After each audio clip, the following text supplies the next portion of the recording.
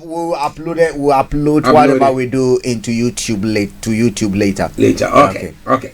Yes. So now let's look at yesterday afternoon. Yeah. Oh, okay. It was afternoon in the US, but it was evening here. From 5 o'clock when it was since yesterday, the day before yesterday, when Trump's supporters started trooping into the capital. Yeah. To Washington. Yeah. And then he had a rally with them. Yeah. And then from that rally, incited them. Yeah. I mean, he's been inciting them for months. I mean, the incitement has been ongoing for 2 months.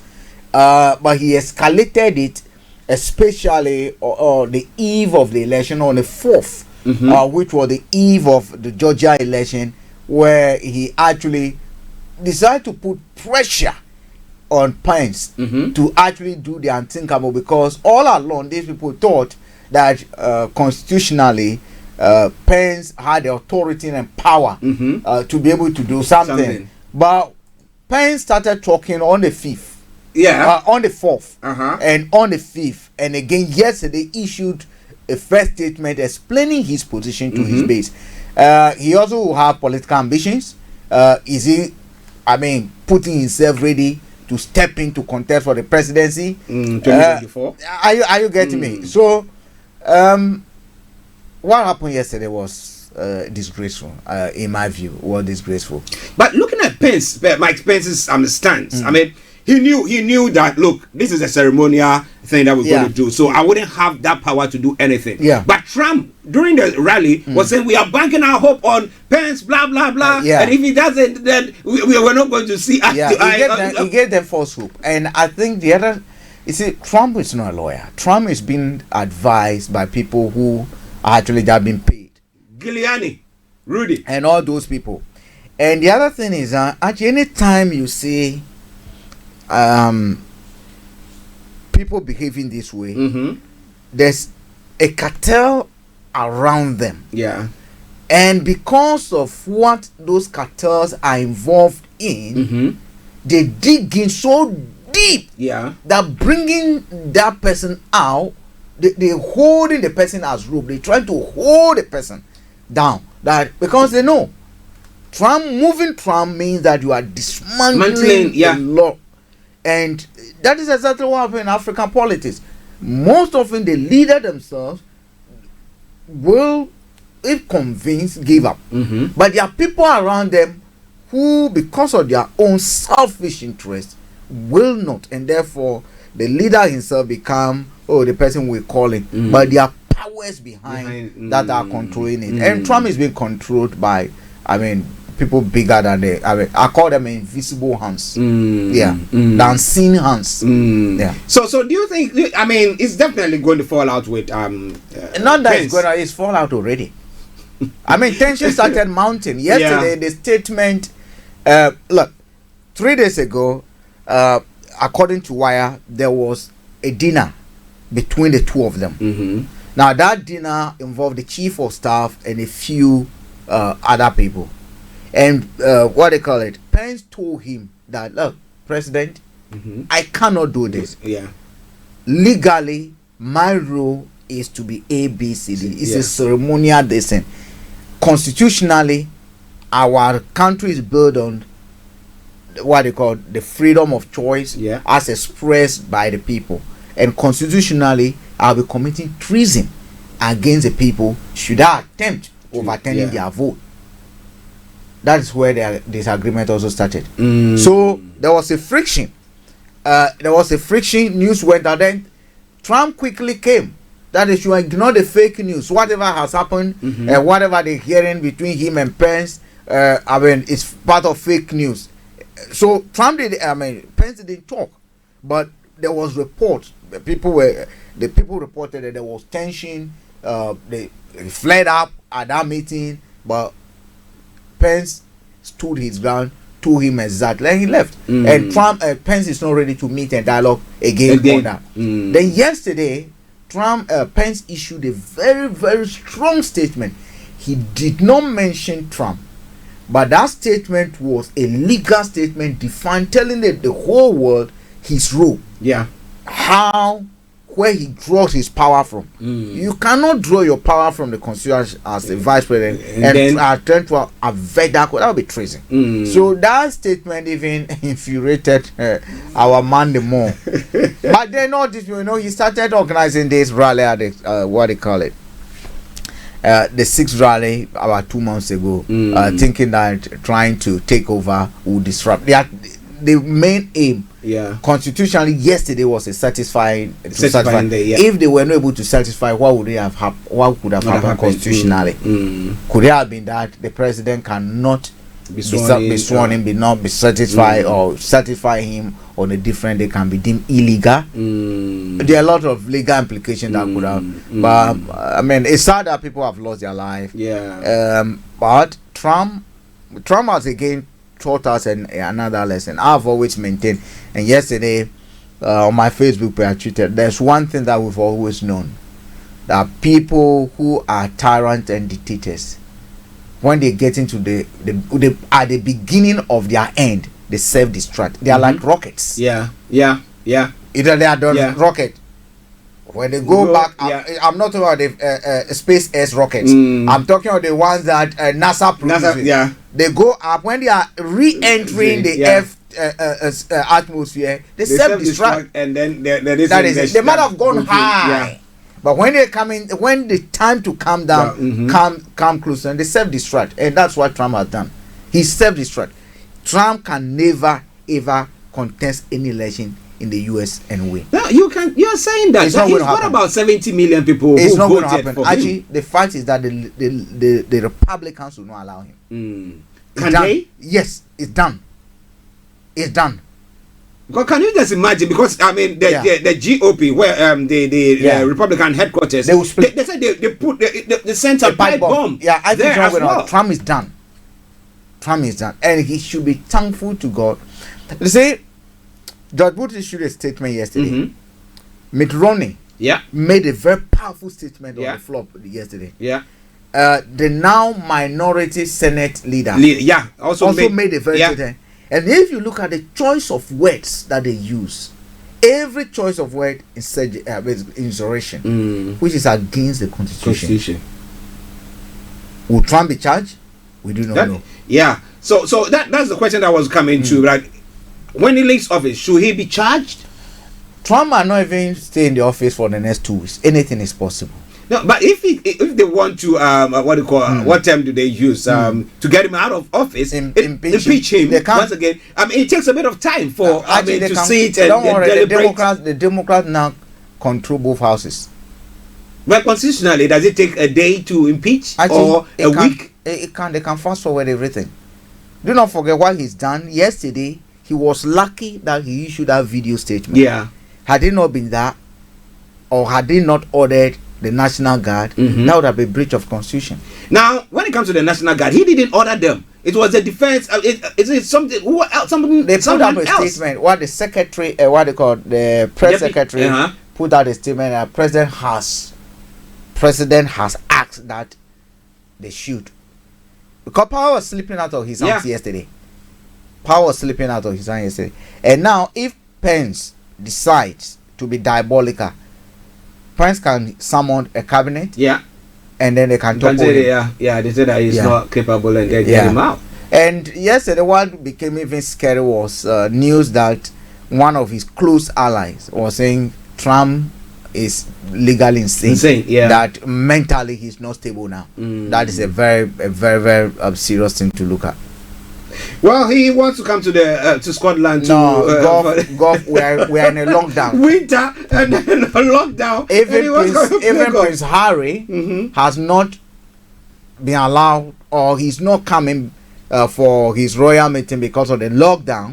So why must Trump come?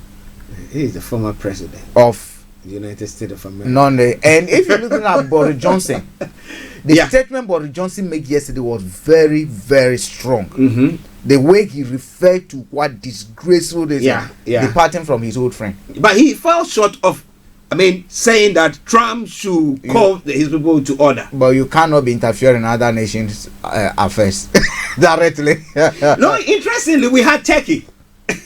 who was saying that, hey, what are you doing? He said, it's grace, Yesterday, I think the listeners bear with us, but this is funny. You see, yesterday someone sent me a message, and let me read those messages to you. This is coming from Paul, Uganda. Say, Uganda wishes to reiterate her position in regard to peaceful elections. America wishes to remind the U.S. government to stick by the rules of the game. Uganda does not condone hooliganism and totally condemns an attack on Capitol Hill. We also urge the U.S. police to respect human rights of the American people. We support the efforts of the American people to hold their leaders accountable in peaceful way. Brutality against unarmed civilians in U.S. is against acceptable democratic standard. Uganda firmly stands with the American people and reiterates her position to support democracy in the U.S. In that regard, Uganda will be donating fresh pineapples, avocado, passion fruits, cassava, oranges, sweet potatoes, and 1 million liters of ajono to the U.S. police to boost their health and enhance their democratic reasoning. This is from signed Chris over what do you call it? Uganda ambassador. So that was the first lesson. And again, there was another statement from Nigeria where Buhari has actually invited the former president Jonathan Gulen to be sent to US to help in the mediation efforts. That's an interesting it's serious. Yeah, it's serious. I mean, it's serious. This is how power drunkenness and absolute power corrupts. You see, when people begin to act this way, then you should be worried and be concerned about them. I feel very sorry for Donald Trump. But the fact is that he does not accept reality. He's been pampered throughout his life. Reality is a distance away from him. So for him, he does not see the reason why someone should. And that's the same thing that happens in Ghana. If you look at peace, sometimes when people talk, from 2012, when Mahama won the election, people think that Mahama is not, or Teni is not fit. Recently, we saw grant to the election, even the what do you call it? The there are no more ministers now. Yeah, their offices expired. So the ex-minister of Ashanti region, comments that they made about people from the north. People think that because you are of a certain extract, you're not qualified. And Donald Trump has seen himself out next to Jesus Christ. You know, next to Jesus. Why would someone say I can even shoot people on the street and still have people supporting him? And yesterday, even elected members of the Congress were demonstrating that Trump can put a knife on someone's throat. Because one would have thought that when those incidents happened and they reconvened, they would have forgotten about all that. That is it. But you still saw people pursuing, even knowing that it was going to be rejected. The what do you call it? The Pennsylvania. This thing. For me, I think it was very reckless. Wisconsin one did not take place because one of the person who was supporting it withdrew. Because you have to get one senator and then one from the House of Representatives. Withdrew because of what, in the light of the events that took place. And the other person that I was so shocked about, and I used to respect him, I've never met him. Ted Cruz. Yeah, I was a bit. I was like, is that a Ted Cruz who wanted to become a president? He's done. His political career is done because birds of the same feathers flock together. That's it. Wow. Now looking at the moral right for the U.S. to now, because we have elections coming on in Uganda. We have Ghana one that there have been all this confusion and everything going on there. We had other countries that now we had the U.S. that became something like a light when it comes to democracy. And when anything happens there. Yesterday there was this story about Sorrer's case, and then we had one of the U.S. officials saying that the stance that the government in Nigeria have taken is wrong, and that the new administration that is coming in is watching what they're going to be doing. Okay. So you look at all that, and the right that they are able to say, and then because of the examples that they are meeting, people are able to say, okay, let's do this. Now, do you think they've lost that? No, they've not. They've not. I think it's been strengthened, in my view. We need to be able to separate individuals from institutions. Okay.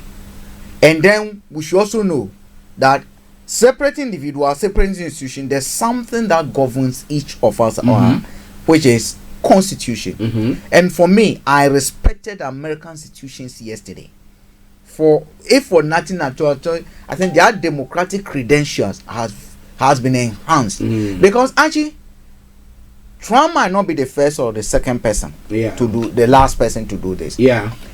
There's a whole lot of possibility that every human being or human beings will try to do something like this.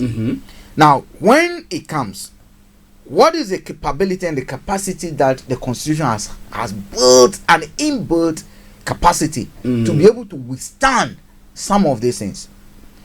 If Trump were in Ghana, if Trump were in Uganda, the mindset of Trump is the same mindset that the likes of Museveni will have. The same mindset that you have in Joseph Kabila and his Roland Gbagbo. All those dictators, Ouattara, Keita, you look at Paul Biya. Are you get me? It's the same mindset that they all have. The difference, however, is that the institutions will put you in check. And we saw how that was demonstrated across board when the president was filing a case. Yesterday, an incident happened in Ghana. It will never happen in the US.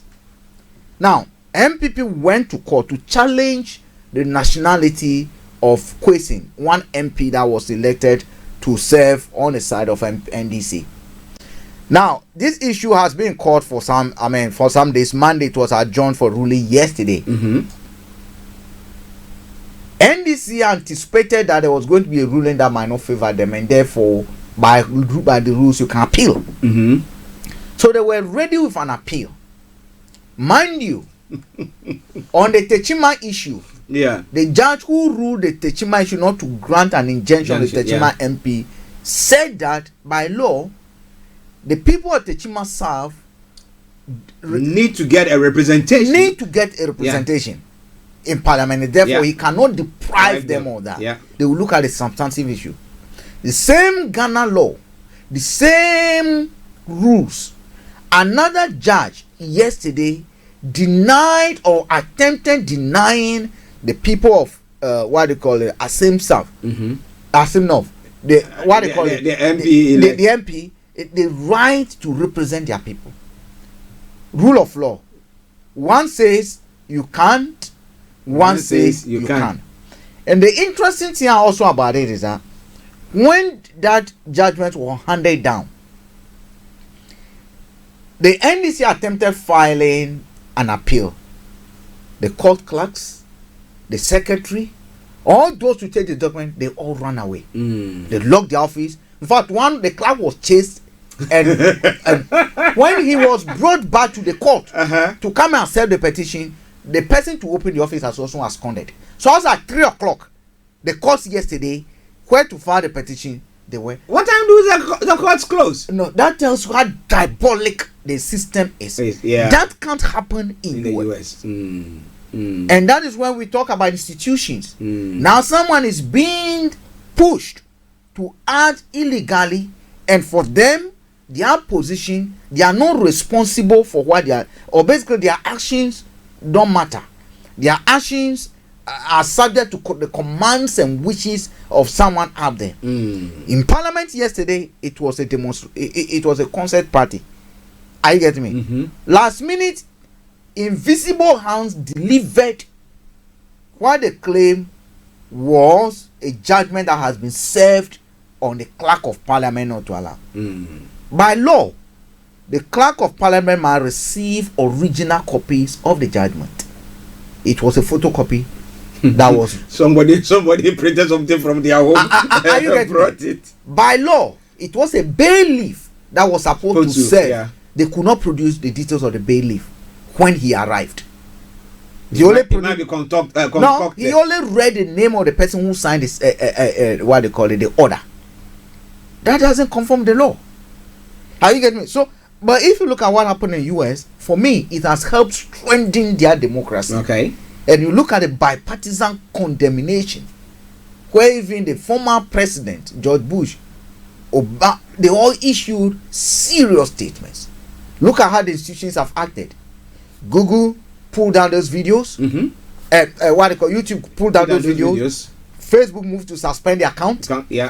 Twitter had done same. First put a warning on it and now has suspended it. So that you can sit in your room. We gave you to have over how many million and be tweeting. Now we close the platform because you breach our laws of using it to incite violence. The question is, if this had happened in Ghana, would the court stand? And we see evidence that no, they are the beck and call of the leadership. That's why for me, as I sit here now, if my wish that NDC suspends the swearing of the parliament, suspend the swearing of the president, because once you give him that executive instrument, a petition is pending in court and he can use it against you.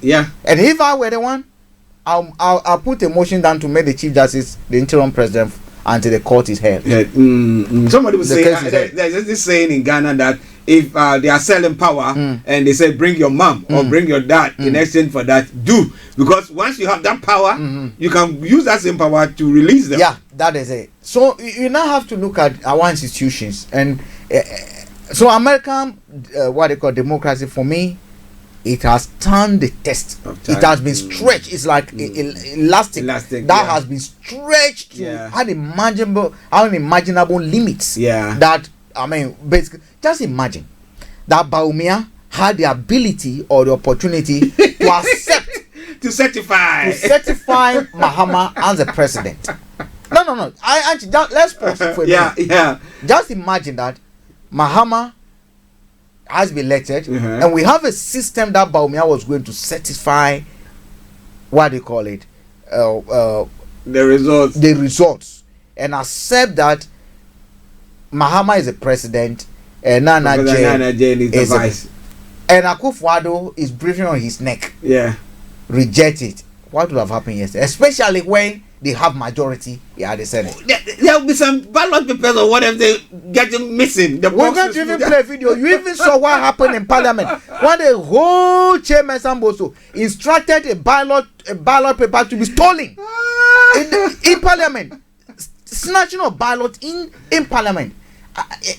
Just imagine you have a child who is learning and watching. It's disgraceful. Now they say we should shoot people who snatch ballot. What he did yesterday was criminal. Somewhere he should have been shot.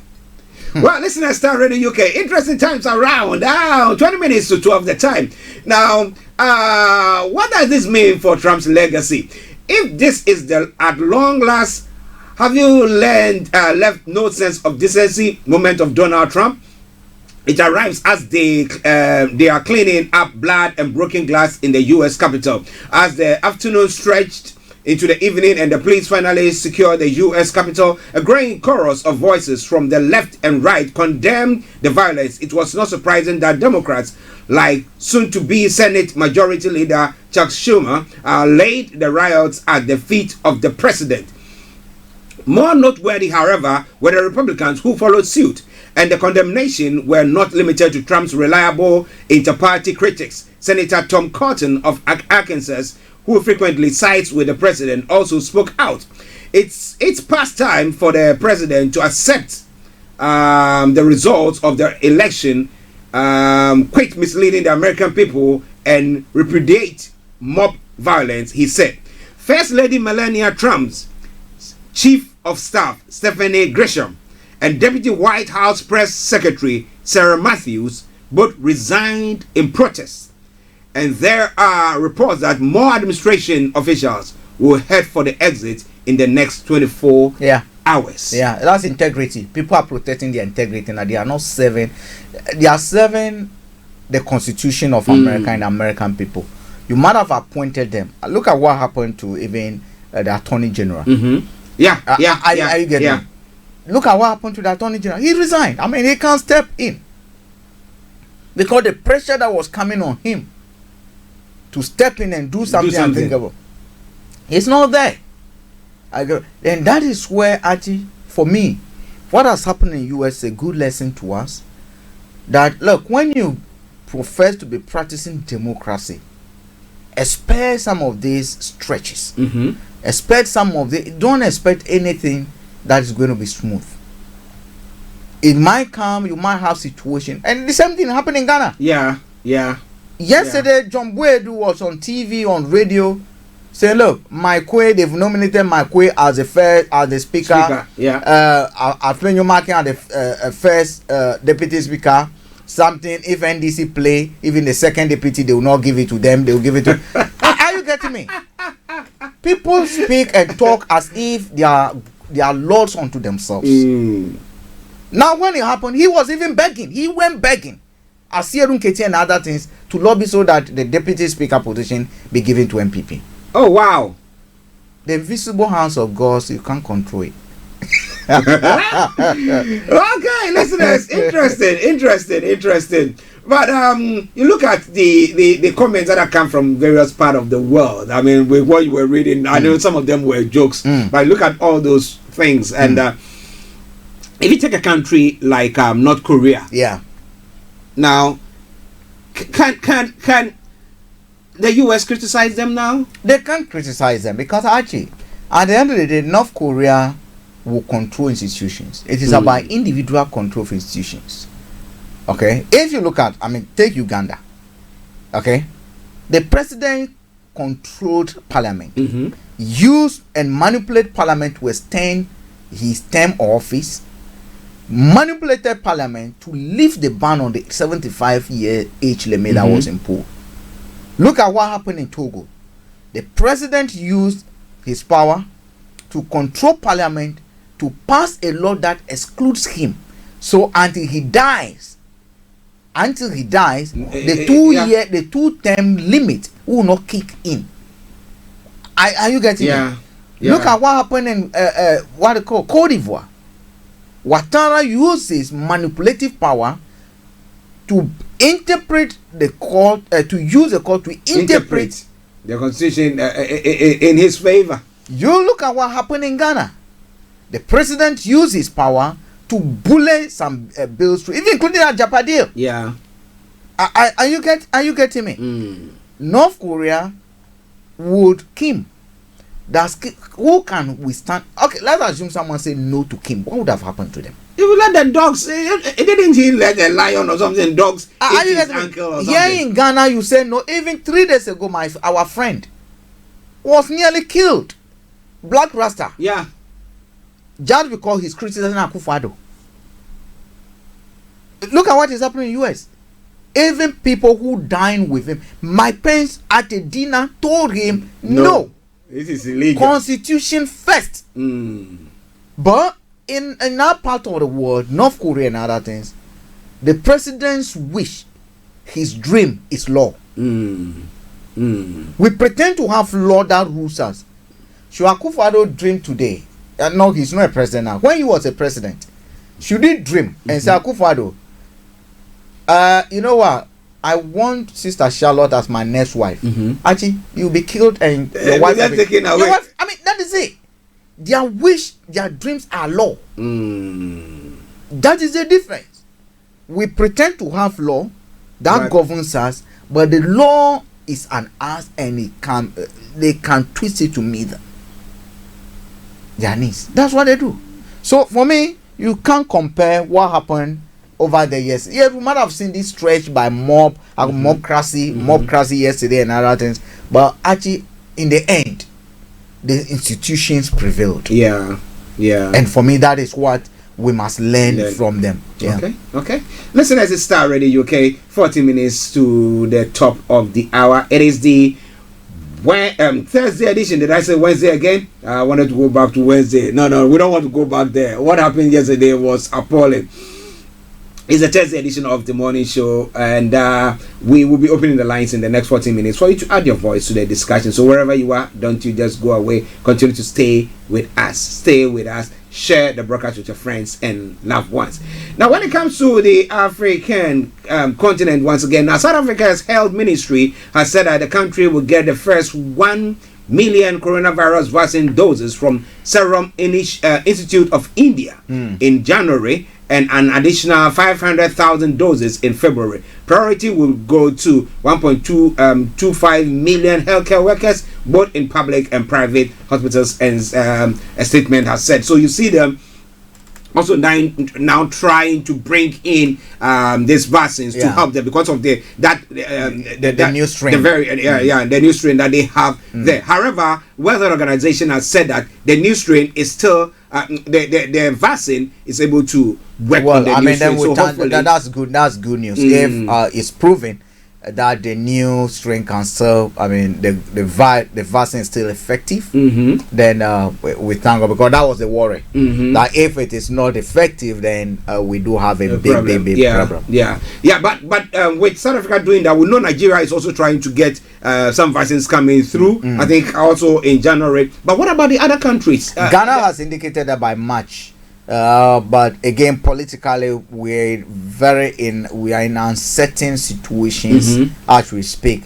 By close of the day, before we know the direction as to which the country is going in terms of democracy, that would determine whether we are moving on that foot or not. Okay. Yeah. Okay. Let's move on to. I wanted to touch on one other story from Africa before from Africa before we go to Ghana, because there's lots that we're going to be looking at today that pertains to the elections that is going to be taking place in Uganda. Now, as whether Bobby Wine and the members of the opposition have been granted the chance to now, even to run, because we know at the point Bobby Wine was arrested again, as to whether he's been released or he's on bail. Yeah, he's been. The latest information we have is that he's been released. But what is happening on a daily basis? They get harassed. As to whether they will not be kidnapped on the day the elections are going to take place is another story. You cannot predict what is happening to them the next minute. So it's like a constant harassment. Again, people who the diaspora community are also being harassed. If you arrive in Uganda today and you are noted to have been posting messages on social media against the Uganda government, you will be arrested. A friend of ours was arrested on last 2 weeks. So actually, elections will take place. As to whether the right results will be declared, we've seen how the police are being used, not as an institution. And again, this is where we talk of institutions. Because yesterday, if it were to be in Ghana, if it were to be in Uganda, the police would have acted to protect Akufo-Addo or Museveni's interest. No, but what they did yesterday was to protect the interests of Americans and the constitutions. Wow, interesting. Now, one other story: China has waived some of the debts owed to it by Democratic Republic of Congo to help Central African country overcome the economic fallout from the coronavirus pandemic. But to what? At what cost? Have they waived that? Because we know Congo, we know the resources that they have.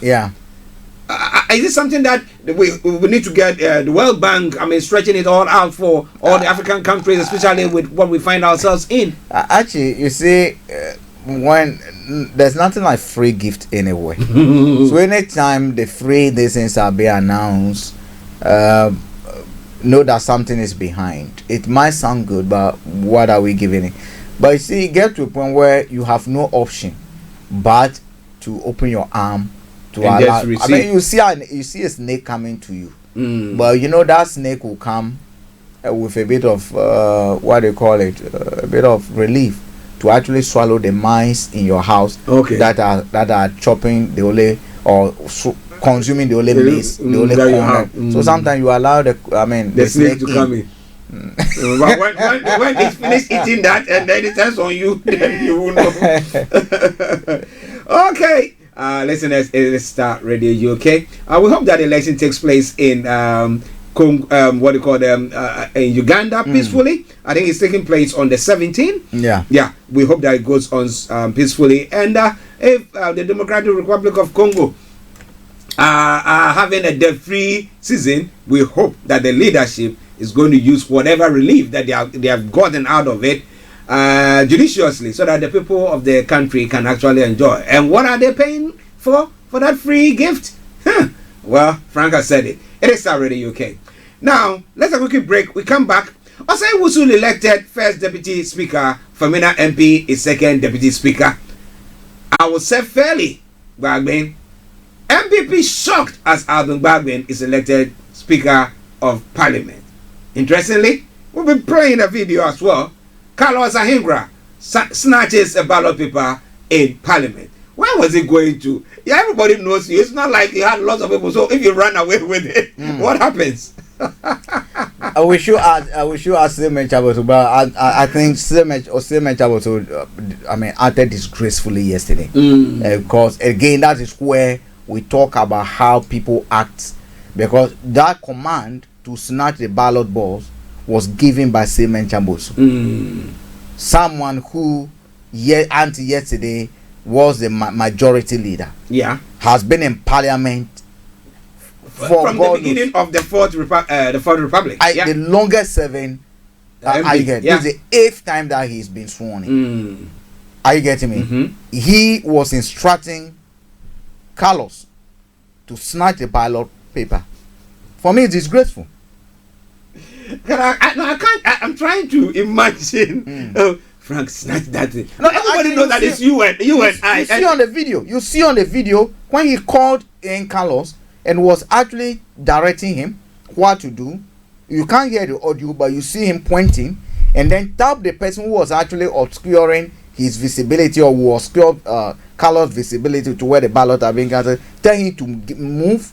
When he moved, Carlos then snatch the ballot. And you see when he was talking to Carlos was pointing whether I should that one. That is it.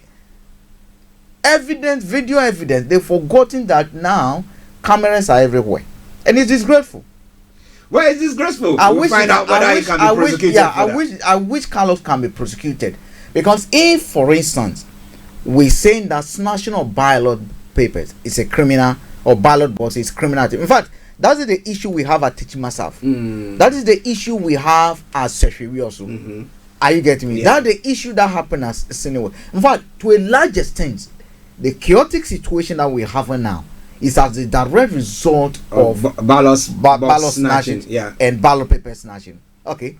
And here's the case: you expect our MPs to demonstrate that, look, they are above board. Yeah. And here's the case in Parliament, at the glare of the cameras, right? These people are teaching us what the law says we should not do, because that election is regulated by law. Are you getting me? They've broken the law. If national ballot papers and ballot, then Carlos should be charged. Who was saying to that? Was it the EC? They thought that one is one that wasn't included this time around. Actually, it was disgraceful. Oh God! What disgraceful, you know? Well, listeners, get yourself a cup of tea. I've got mine. Whether if you are in Ghana, get yourself some cold drink, or whether Hausa Kuku. But this time you can't take Hausa Kuku. It's always 12 o'clock. And then get yourself seated, because we're going to go to Ghana. The military also invaded Parliament. And the National Democratic Congress Member of Parliament for Tamale Central constituency, Ibrahim Mohammed Mutala, has called on the parliamentary leadership to properly investigate the military invasion of Ghana's parliament during the election of Speaker for the House in the early hours of Thursday. I support that, because as I get, the military only moved under the command of the chief, the commander-in-chief.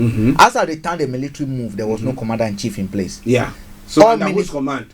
All ministers were not at post. They were not legally supposed to be at post. The chief of defense staff he could have stepped in. Yeah. Was he the one who ordered? Under what circumstances did he order that? Where were the police? The IGPs imposed. Why didn't the police act it? Yeah. So I am of the view, and I support him. Whoever gave that command must be prosecuted because they acted illegally. Illegally, because no minister was at post past 12 o'clock. Their office instrument expired with the term of power, but power is controlled by constitution. Yeah. And that constitution must be respected. And if you do anything against the constitution, you can't be dealt with. Freezing. Okay, let's enjoy this. JD Bleambole says, Bonina Dosu, Ghana.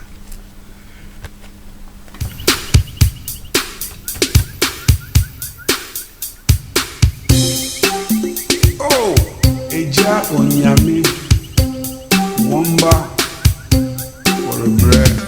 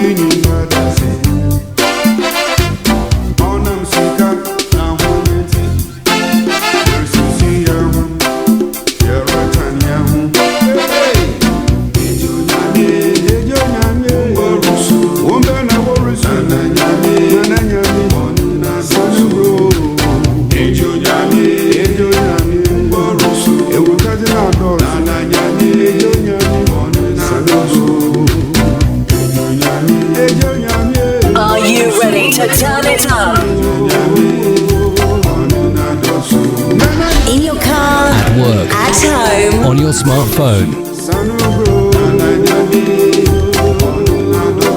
Hi there. Are you dreaming of owning your own house in Ghana? Then you will need a well-documented piece of land that is free from troubles.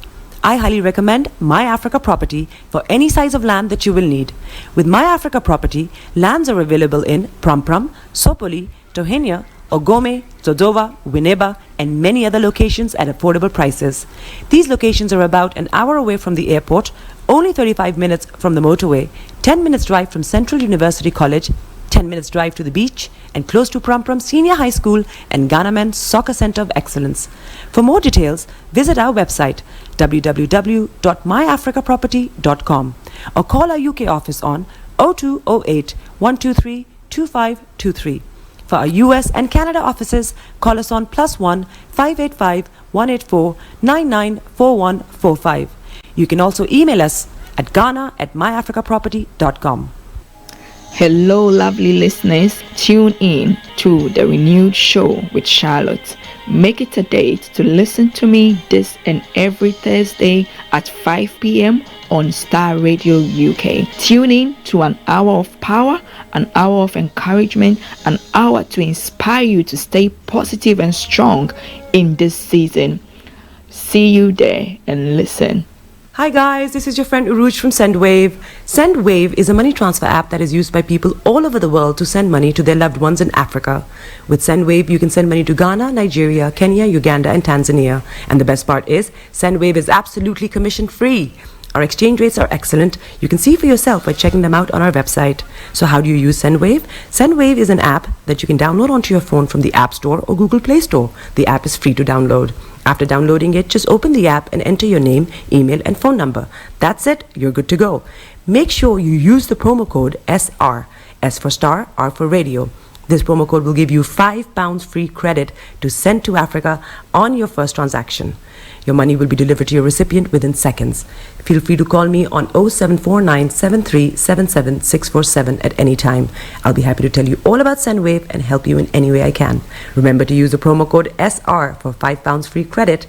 Medase. Getting onto the property ladder has never been easy until now. Join us this and every Thursday from 7 p.m. to 8:30 p.m. live on the Property Hour show on Starr Radio UK, where we talk to mortgage brokers, property developers, estate agents, landlord, tenant, property consultants on how to invest or get into the property business and make money. You can't afford to miss this. The Property Hour show is your best source into the property industry. On a hill far away.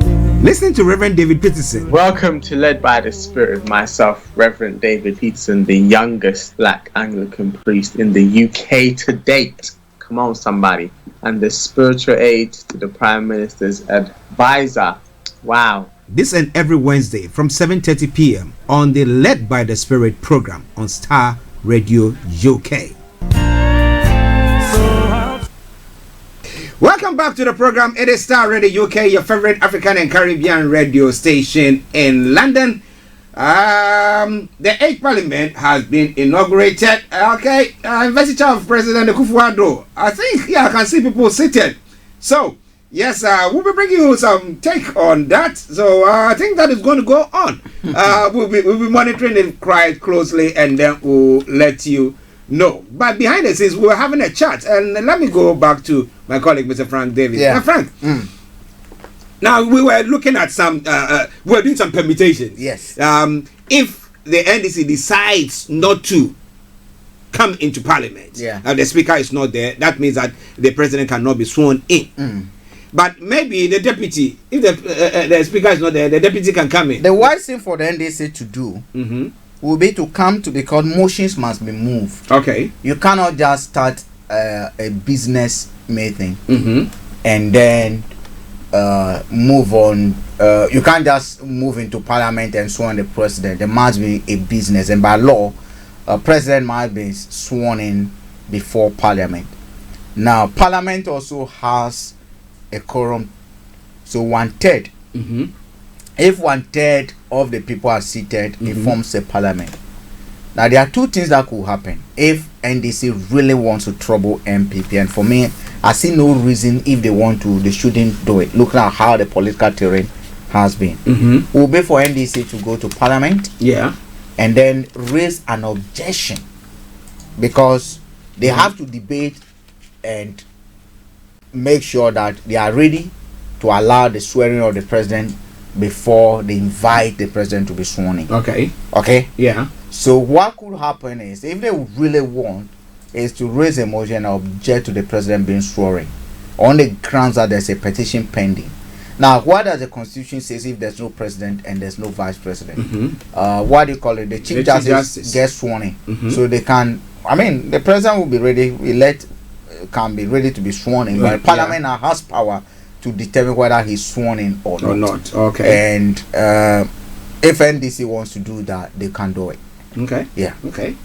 But I'm trying to bring you a video that pertains to what happened before the Speaker of Parliament was elected during that some say banter or whatever that took place there. Let me see whether I can bring that your way.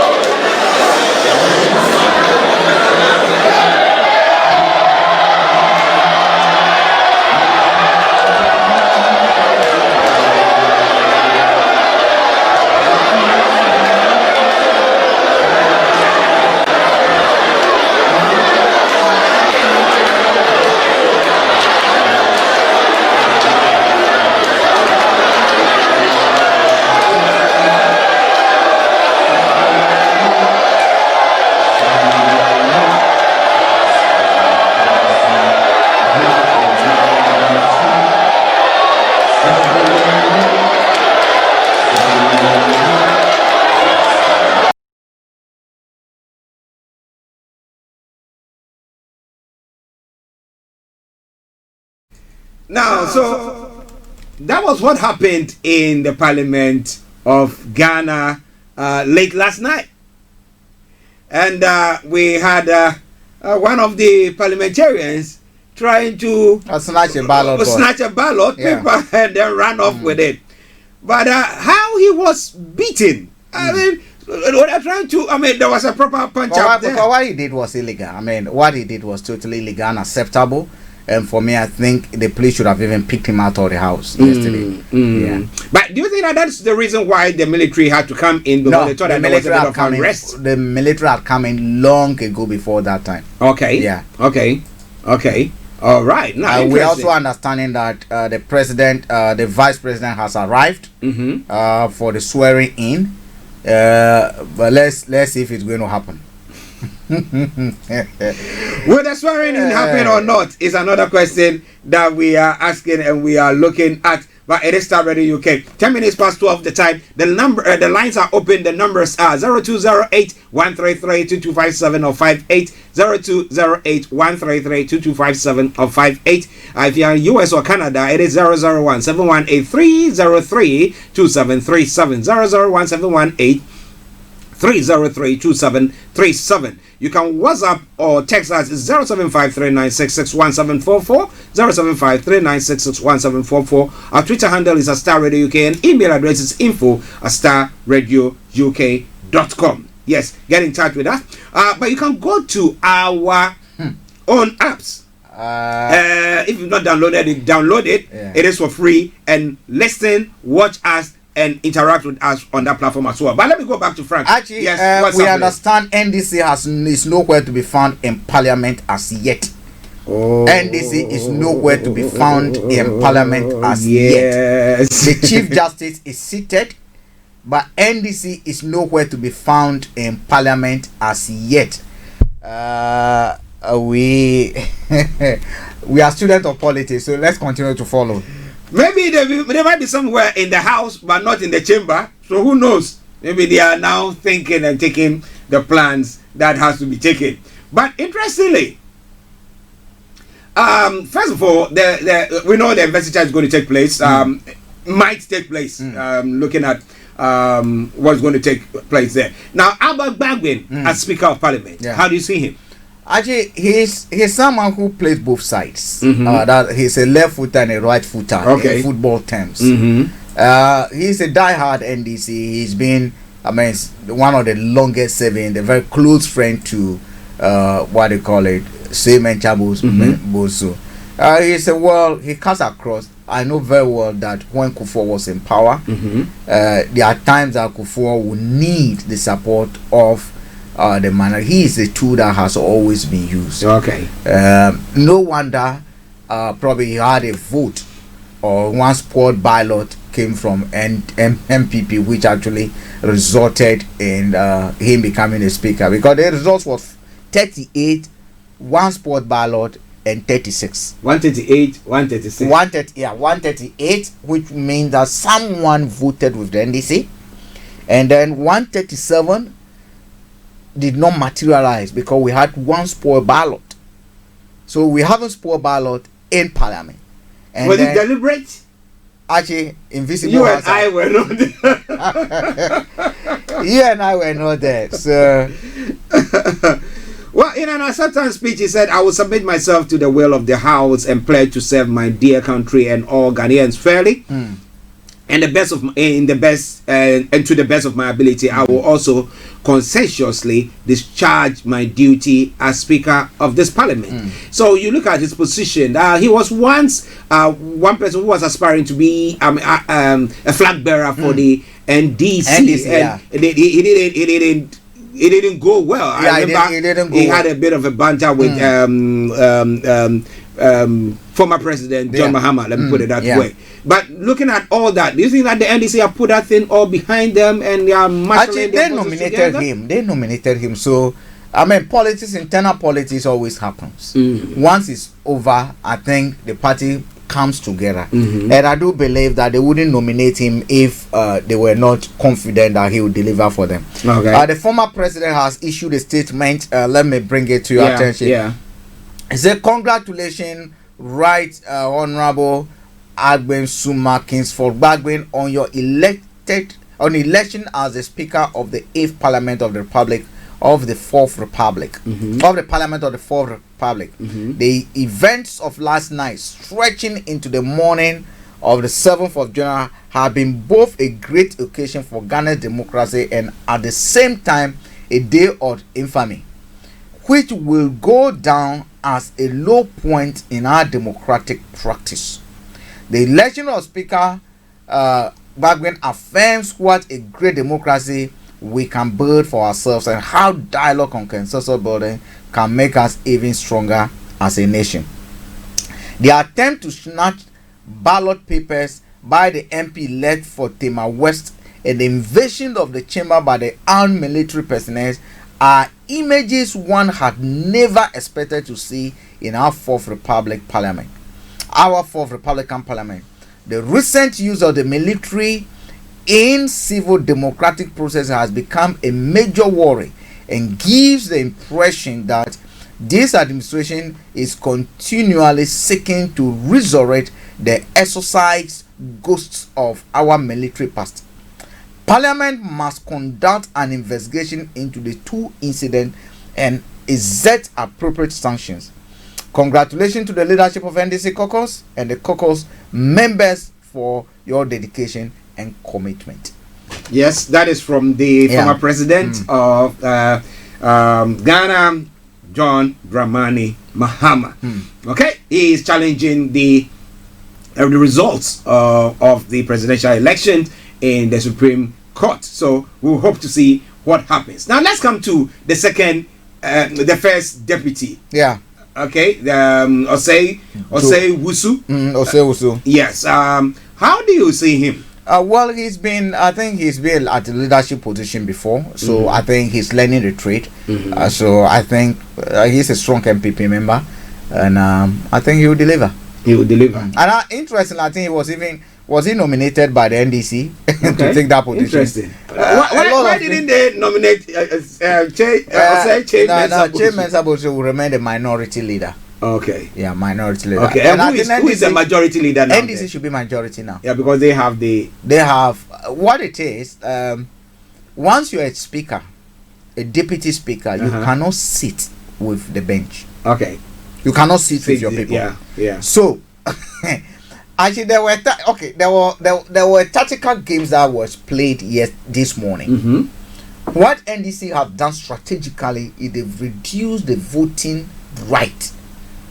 The voting numerical advantage of MPP has been reduced. Because for having, what do you call it? Bagbin was not an MP. Let's bear that in mind. Yeah, he didn't stand again. He didn't stand. So they still have their 137 intact, untouched. Mm-hmm. Yes, we know cases are pending in court and those will be adjudicated and looked at. But as it is now, NDC has the majority in parliament. Why? Because when you want to count head counts, because Owusu has now been appointed first deputy speaker, he cannot sit with MPP. So automatically MPP has gone down to 136 and handed that 137 advantage to the NDC. The independent candidate who was an MPP person and was expelled cannot vote with NPP. A lot of games went in. It's a tactical move. Yeah. We will see how it all plays up. But taking the second deputy speaker, how do you see him? One thing, I don't know him that much, the former MP, but there's one thing I've come to respect about him. He had strong principles to defile even the party, to risk being expelled from parliament. Yeah, he was the one that was expelled, and the candidature, the membership, NDC MPP membership withdrawn. But he listened to the voice of the people. He knew he had advantage. He knew the people wanted him to continue. And he went through and won that election. One thing that tells us, the politicians who try to manipulate and impose people on us. Look, NPP to a large extent caused their own problem. Do you know, out of 60-something people that were imposed on their constituency, over half of them lost elections? Because people disliked them and therefore wouldn't vote. NDC even had that problem. But for imposition of certain maneuverings that they did, certain people would have gone independent, especially in the north. Those who were independent affected, and NDC would have gotten more. So we're learning, and I do believe that political parties, whatever happened, these 2000 elections have actually shown us a lot that going forward, let's hope that those lessons are taken seriously and people respect people's will. Because if they don't do that, we're going to continuously have this problem.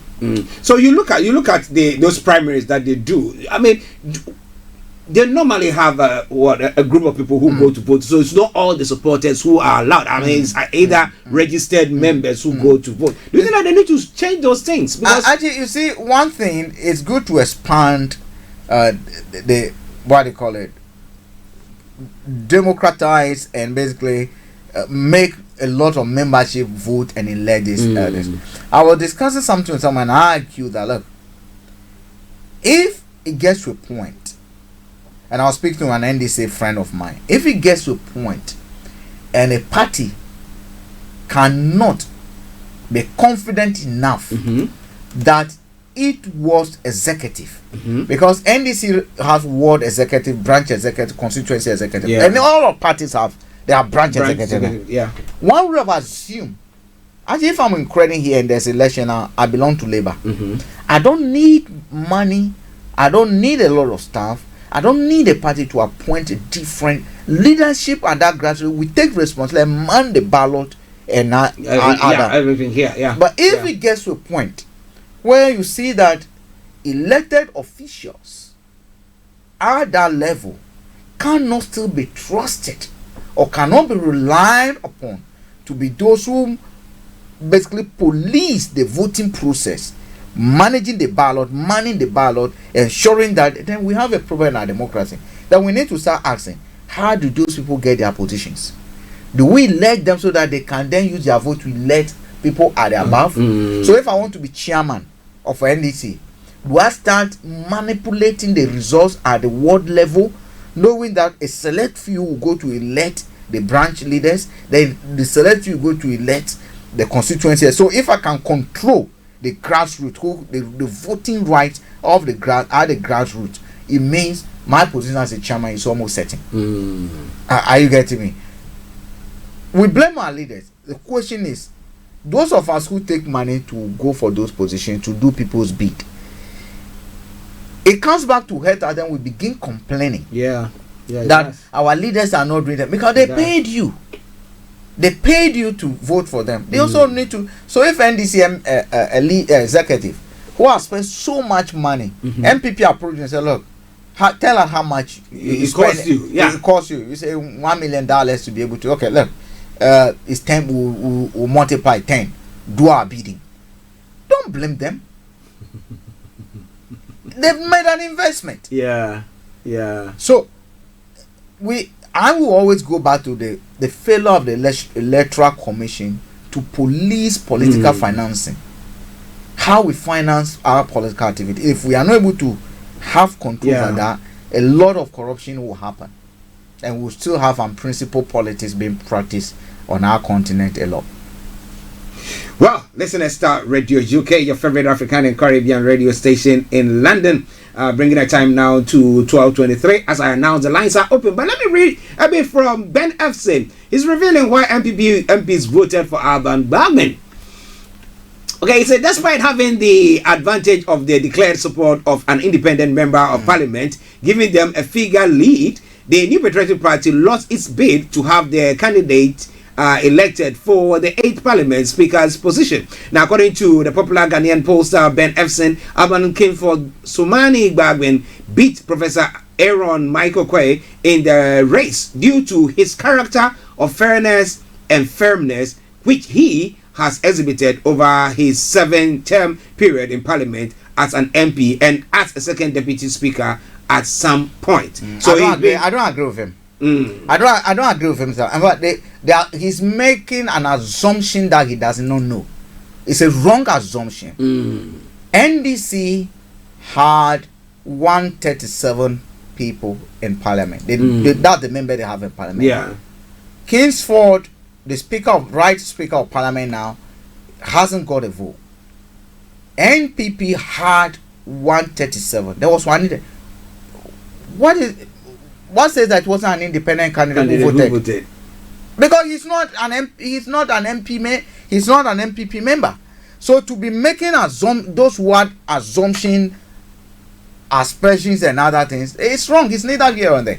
What we do know, there was one spoiled ballot. Whose ballot was that? So he shouldn't say MPP voted for N, because they had 136 and there was one spoiled ballot. We can technically conclude that the spoiled ballot was from MPP. Yeah. It's possible. Yeah. It's possible that 2 people from MPP voted for NDC and NDC had one spoiled ballot. It's possible. Are you getting me? Yeah. All possibility and permutations were possible. It's possible that 5 people from NDC voted for MPP and 6 people from MPP voted for. MPP wanted an open ballot where before you vote, you show your ballot paper before, and NDC rejected that. That secret ballot is what the Constitution says, and that's what they will do. Okay. What Belfson is saying is neither here or there. He's drawing a conclusion without evidence, without facts. Because we cannot tell. Okay. I'm having pictures coming through. We have Alban Bagman. The speaker has arrived in the chamber. And I think he's taking his seat. He's taking his seat now. So I think let's see what most of these discussions will have taken place behind the scene after the next move. Now, a member of parliament for Ebuakwa South constituency, Samuel Achia, has given a clear indication that the New Patriotic Party will fish out the Mo who voted against the MPP. You should go and fish out the spoil ballot first. Now, they said that they were going to do open. That's why the NDC rejected that. Because the law says secret ballot. Yeah. So why do you want to? You want to intimidate them? The people should no. Why should it that be? Besides the MPP, the independent person now has the choice to decide whether to belong to what do you call it, MPPs or not. Or to the so NDC. if for his son he voted for NDC, what's the problem? No one NDC nominated him as the second deputy speaker. NDC proposed him. Okay, yeah. Are you getting it? What is their problem?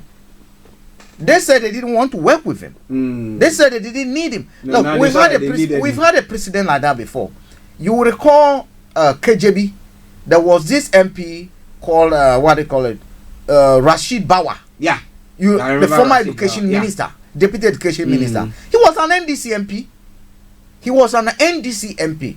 He was supposed to go for another term, and there was a bit of a problem. So he contested as an independent candidate and won that seat. When he came to parliament, he closely worked and sat with NDC, MPP, and has never gone back to NDC. Okay, but, so is he now an MPP? No, he's independent. But when he came to parliament, that was 2000, the year 2000 election. NDC didn't allow him to go. He contested as an independent candidate, won. So he was appointed the deputy minister for education. Yeah. Back before. Oh, okay. Okay. The next time he went on that ticket, trying to contest as MPP, although he lost. So there are precedents. But I totally do not agree with where Ben Efson is coming from. Okay. Listen, let's start already. Okay, 12:28. We'll be taking a break pretty soon. But the MP elect for Hohoe, in a rage of anger, threatened to kill NDC members of parliament who were seen hooting at him. A threat is a crime, isn't as he approached their side of the aisle as parliament turned chaotic last Thursday. That was Wednesday night to Thursday. In a quote, he said, "Tell them to come and demonstrate in Hohoe. They cannot dare. I will kill all of you." The MP elect said in a rage. Now, this is threat. That's a threat, and he has a history of carrying out some of these threats. Wow.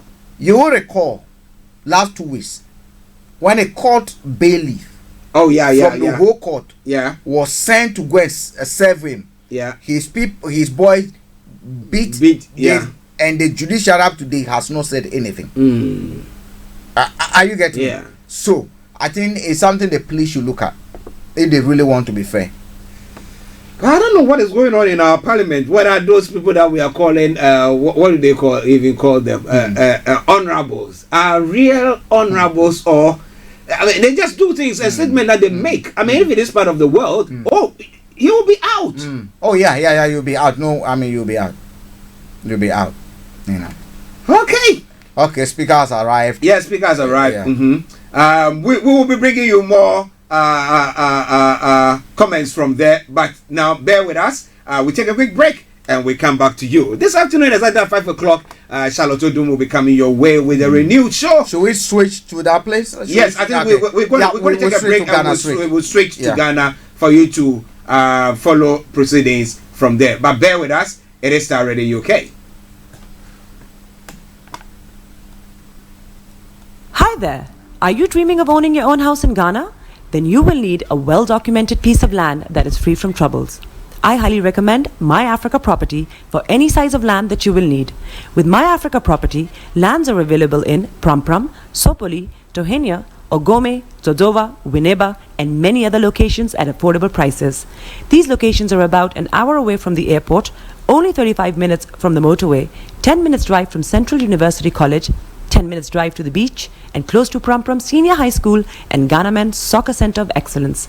For more details, visit our website www.myafricaproperty.com or call our UK office on 0208 123 2523. For our US and Canada offices, call us on +1 585 184 994145. You can also email us at ghana@myafricaproperty.com. Hello, lovely listeners. Tune in to the renewed show with Charlotte. Make it a date to listen to me this and every Thursday at 5 p.m. on Starr Radio UK. Tune in to an hour of power, an hour of encouragement, an hour to inspire you to stay positive and strong in this season. See you there and listen. Hi guys, this is your friend Uruj from SendWave. SendWave is a money transfer app that is used by people all over the world to send money to their loved ones in Africa. With SendWave, you can send money to Ghana, Nigeria, Kenya, Uganda, and Tanzania. And the best part is, SendWave is absolutely commission-free. Our exchange rates are excellent. You can see for yourself by checking them out on our website. So how do you use SendWave? SendWave is an app that you can download onto your phone from the App Store or Google Play Store. The app is free to download. After downloading it, just open the app and enter your name, email, and phone number. That's it. You're good to go. Make sure you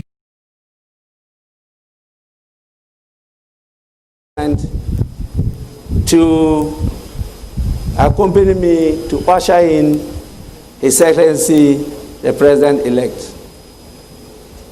After that, I will take some time to go through the rest of the names.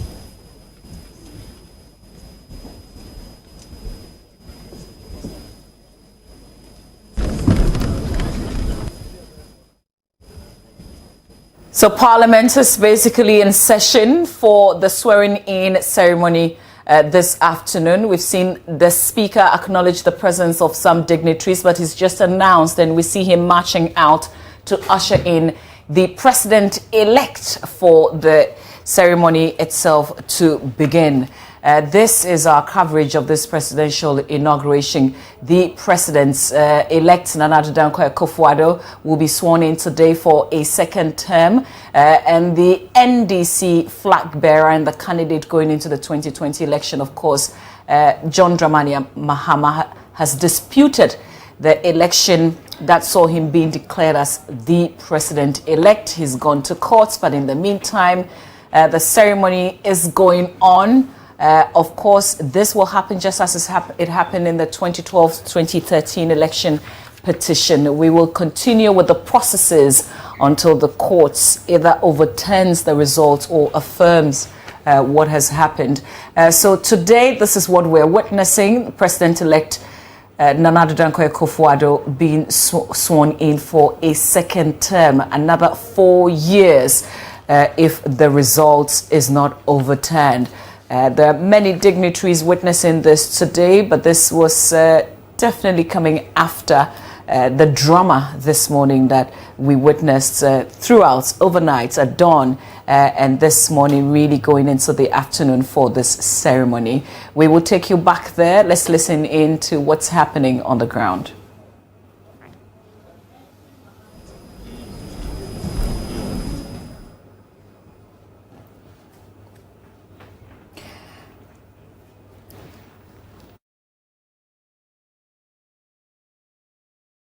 For some time to get the Speaker to bring in the President, but on your screens now you see Samira Bawumia.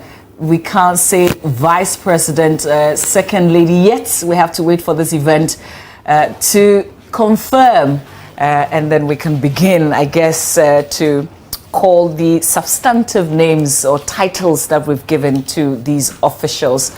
But many faces that we're seeing on our screens. If you're listening and if you're watching, of course, this is your election headquarters. In the meantime, just as the Speaker was confirmed today, we have some congratulatory messages coming through. And this is from the NDC's candidates in the 2020 general elections, congratulating the Right Honourable Alban Gbagben on his election as the Speaker of the 8th Parliament of the 4th Republic. He says the events of last night, stretching into the morning of 7th January, have been both a great occasion for Ghana's democracy and at the same time a day of infamy, which will go down as a low point in our democratic practice. The election of Speaker Gbagben affirms what a great democracy we can build for ourselves and how dialogue and consensus building can make us even stronger as a nation. So, President-elect just coming in. This is the forecourt of parliaments, and the speaker and leaders of both sides. It will be interesting to see the kind of leadership that is welcoming the president-elect for the swearing-in ceremony. So that's what we're showing you right now on your screens. If you're following this, you can send us comments on our social media handles. After this event, we will share your comments. But also continuing with that congratulatory message coming from John Dramani Mahama. He says the attempt to snatch ballot papers by the MP-elect for Tema West and the evasion of the chamber by armed military personnel are images one had never expected to see in a fourth Republican Parliament. The recent use of the military in civil democratic processes has become a major worry and gives the impression that this administration is continually seeking to resurrect the exorcised ghosts of our military past. Parliament must conduct an investigation into the two incidents and exact appropriate sanctions. Congratulations to the leadership of the NDC caucus and the caucus members for your dedication and commitment. So that's the congratulatory message coming in, written by John Dramani Mahama, the NDC's candidate in the 2020 general elections, the man who's going to court seeking to overturn the results of the 2020 general elections.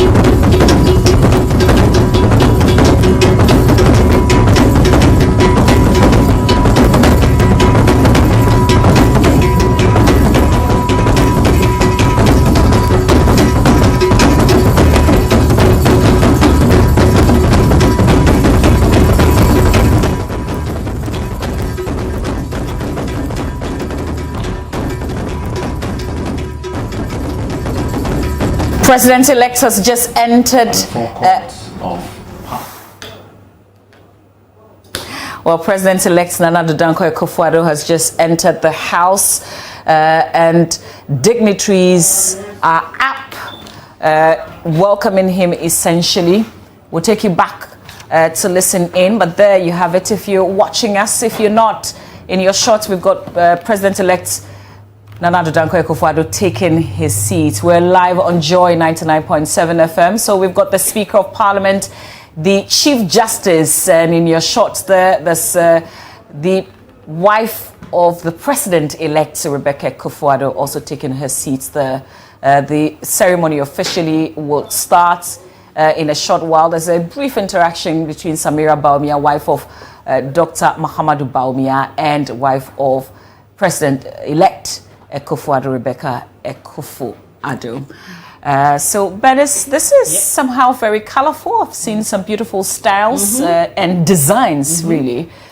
And talking about beautiful styles and designs, it reminds me of the kente that the president-elect wore when he was being sworn in after the 2016 elections. It was very colorful. We were given interpretations to the symbols in there. But today we see him in a suit. And so we usually don't see that. Most of the time when president-elects are being sworn in, they try to appear in something really local and colorful. But I mean, that's just for aesthetic qualities. But some people like to put interpretations to it. But let's hear the speaker now. Let's cross over to Parliament. I will want to, on your behalf, welcome them to the August House of Parliament and crave your indulgence to permit me to acknowledge, as I was doing, the presence of these distinguished personalities that have traveled all the way to come and honor the swearing in of His Excellency the President and His Excellency the Vice President.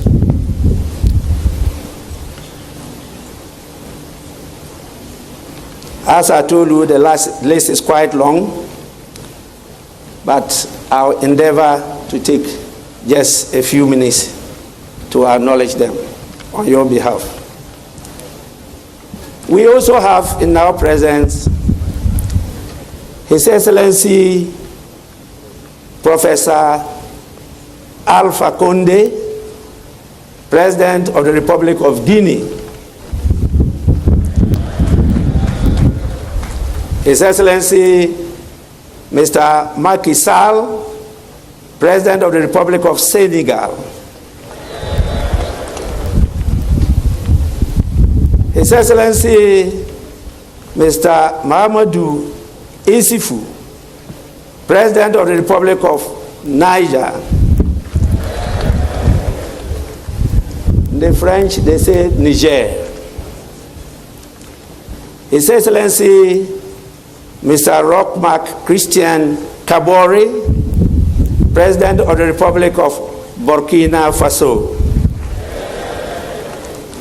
His Excellency Mr. George Mane Weah, you all know him very well, President of the Republic of Liberia.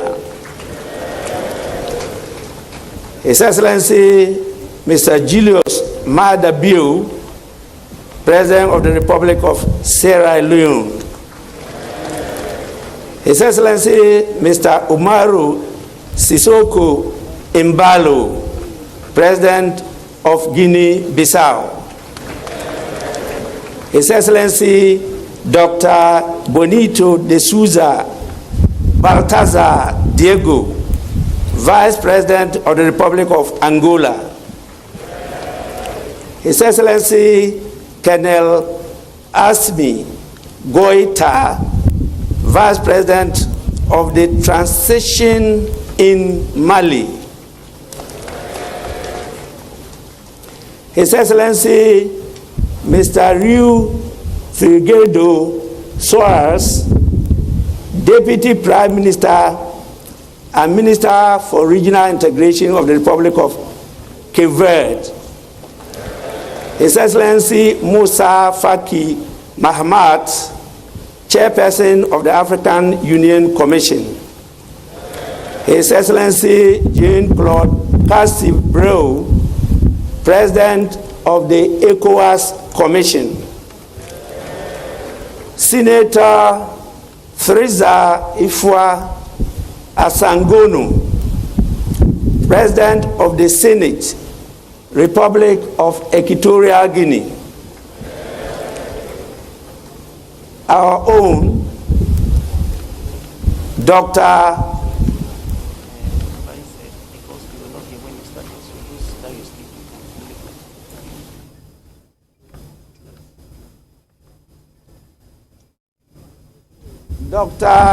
Mohamed Ibn Chambers, Special Representative of the Secretary General, United Nations Office for West Africa and the Sahel.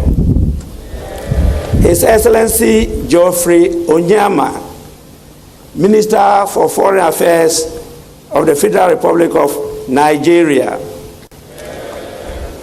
Honorable Jean-Yves Le Drian, Minister for Foreign Affairs of France. Mr. V. Muralin Ham, Minister for Foreign Affairs of India.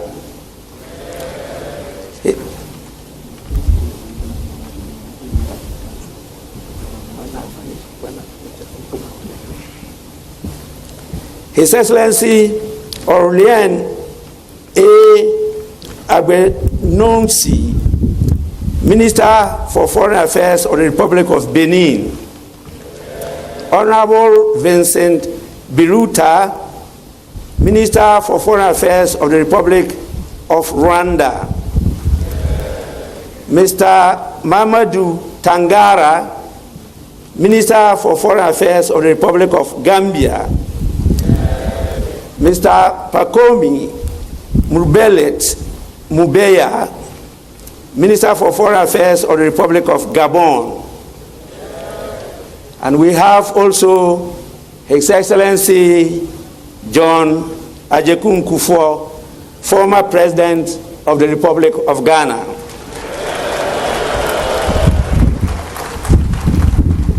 We have Her Excellency Hajia Ramatu Mahama, wife of the former Vice President of the Republic of Ghana. And our own, the Right Honorable Ebenezer Bejina Sechi Hughes, former Speaker of the Parliament, and he's not here alone, he is with his dear wife to honor the swearing in of His Excellency, the President-elect of Ghana. We have another former senior member, Honorable Freddie Blay, former Deputy Speaker of Parliament, and now Chairman of the New Patriotic Party. We also have His Excellency Jacoba A.S. Oliver Terendrazaniri Velo, Minister for Foreign Affairs of the Republic of Madagascar. Ambassador Amin Abba Siddiq, Minister for Foreign Affairs, African Integration, and Chadians abroad. His Excellency Mr. Kabanda Kana Andrew, Minister at the Presidency of the Democratic Republic of Congo.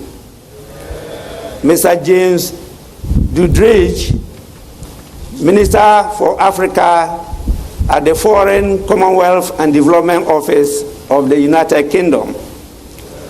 Ambassador Peter Pham, Special Envoy for the Sahel region, United Nations, United States of America. His Excellency Richard Wanza, Ambassador of the Republic of Zambia to Ghana, representing the President of the Republic of Zambia, His Excellency Mr. Edgar Changwa Lungu. His Excellency Emad Magdi Hana Kamel, Ambassador of the Arab Republic of Egypt to Ghana, representing the President of Egypt, His Excellency Abdul Fattah el-Sisi. His Excellency Miss Imani Kwadil, Ambassador of the Kingdom of Morocco, representing His Majesty King Mohammed the Safe of the Kingdom of Morocco. We have numerous distinguished members of the diplomatic corps, too many for mention. But before I end, I had acknowledged some of the dignitaries before the arrival of His Excellency, the Vice President-elect, and His Excellency, the President-elect. And so I will just mention them. It's only, I believe, 4 names. So just bear me for a while. His Excellency, Mr. Sassou Nguesso, President of the Republic of Congo, is here with us. His Excellency, Mr. Faure Gnassingbé, President of the Republic of Togo. His Excellency, Mr. Alassane Ouattara, President of Côte d'Ivoire. And I believe the last but not the least His Excellency Professor Alpha Conde, President of the Republic of Guinea. It's important that I acknowledge the presence of my dear one,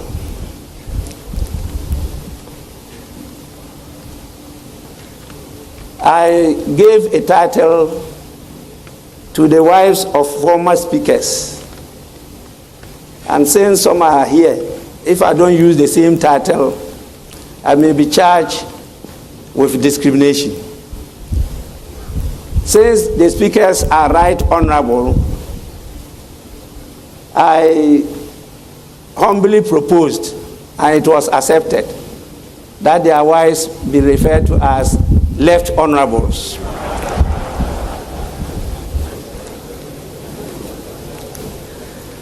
So my dear wife is here, the left honorable Alice Adjoa Jonas.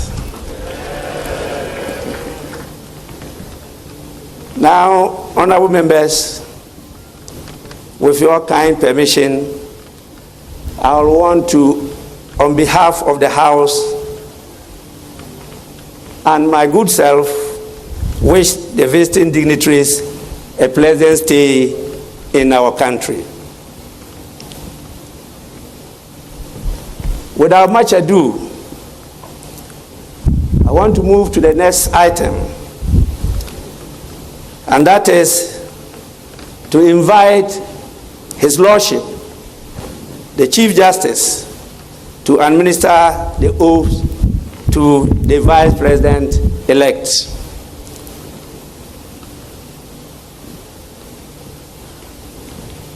Your Lordship, you may carry on.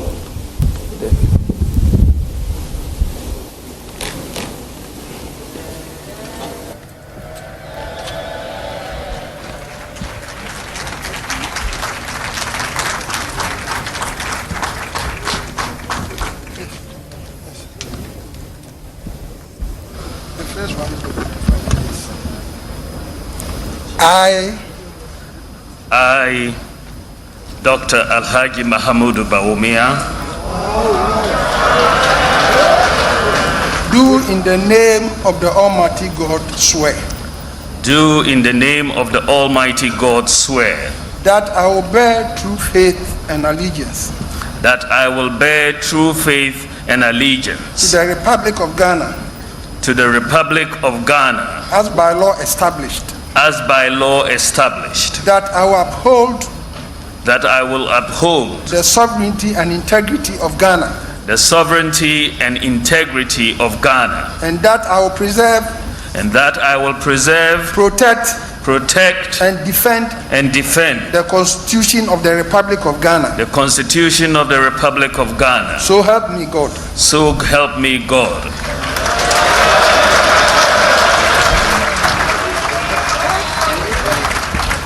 The oath. I, Mahamudu Bawumia, having been elected to the office of the Vice President. Having been elected to the office of the Vice President. Of the Republic of Ghana. Of the Republic of Ghana. Do in the name of the Almighty God swear. Do in the name of the Almighty God swear. That I will at all times. That I will at all times. Preserve. Protect.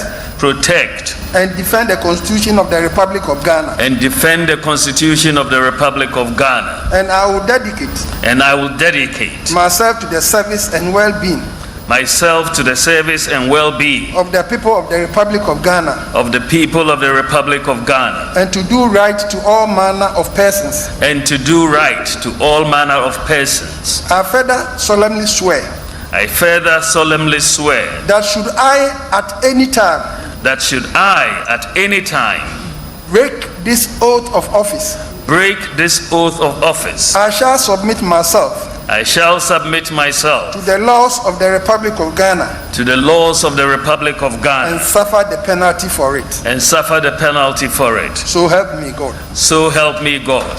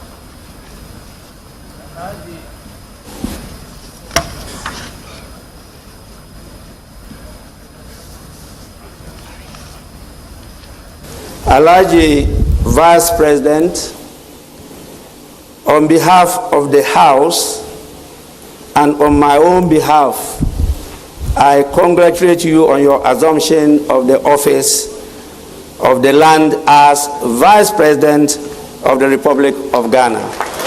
Congratulations.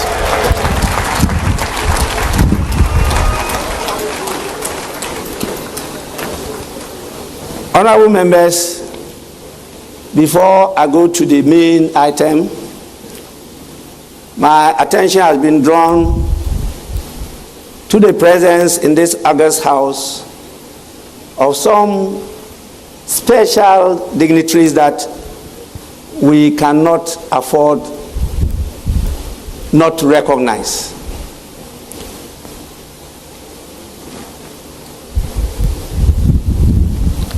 It's important that we recognize the presence of Her Excellency Rebecca Akufo-Addo, First Lady of the Republic of Ghana.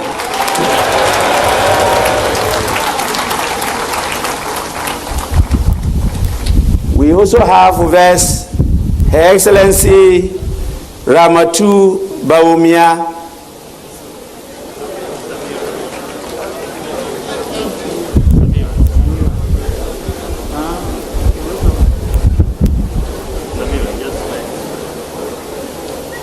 well, I don't know whether she saw an affidavit to change her name, but that was what they submitted to me. So, Your Excellency, I apologize on behalf of the House for the mix-up. She is Her Excellency Samira Bawumia, spouse of the Vice President of Ghana, who is the second lady of the Republic. We also have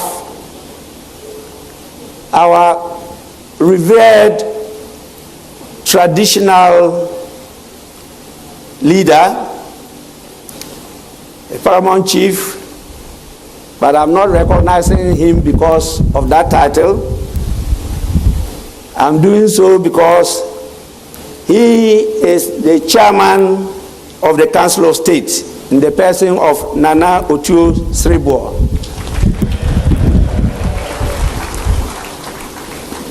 And now, the purpose for which we are here.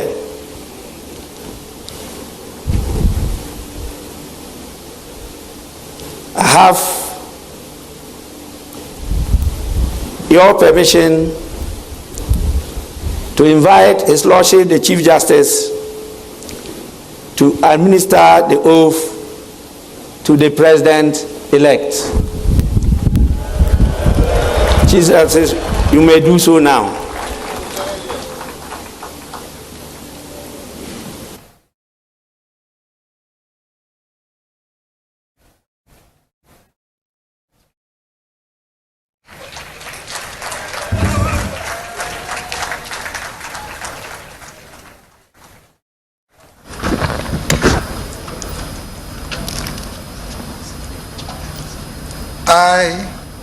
I, Nana Adodankwa Akufo-Addo, do in the name of the Almighty God swear. Do in the name of the Almighty God swear. That I will bear true faith and allegiance. That I will bear true faith and allegiance. To the Republic of Ghana. To the Republic of Ghana. As by law established. As by law established. That I will uphold. That I will uphold the sovereignty and integrity of Ghana. The sovereignty and integrity of Ghana. And that I will preserve. And that I will preserve. Protect. And defend. The Constitution of the Republic of Ghana. The Constitution of the Republic of Ghana. So help me God. So help me God.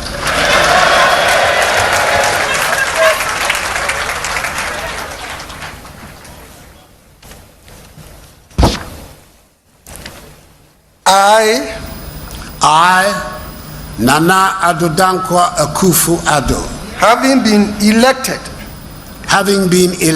to the high office of President of the Republic of Ghana, to the high office of President of the Republic of Ghana, do in the name of the Almighty God swear do in the name of the Almighty God swear that I will be faithful and true to the Republic of Ghana, and true to the Republic of Ghana, that I will at all times preserve, protect, and defend the Constitution of the Republic of Ghana, the Constitution of the Republic of Ghana, and that I dedicate myself to the service and well-being of the people of the Republic of Ghana, to the service and well-being of the people of the Republic of Ghana, and to do right to all manner of persons.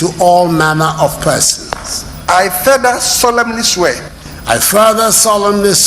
that should I at any time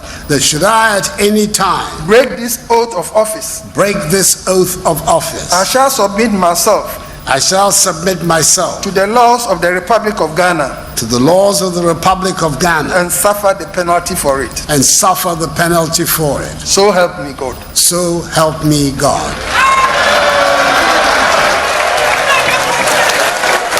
Congratulations.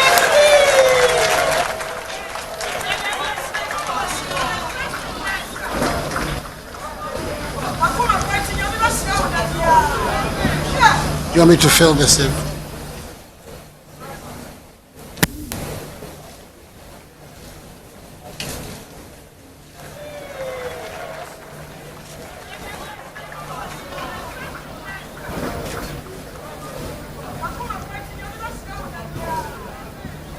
You want me to fill this in?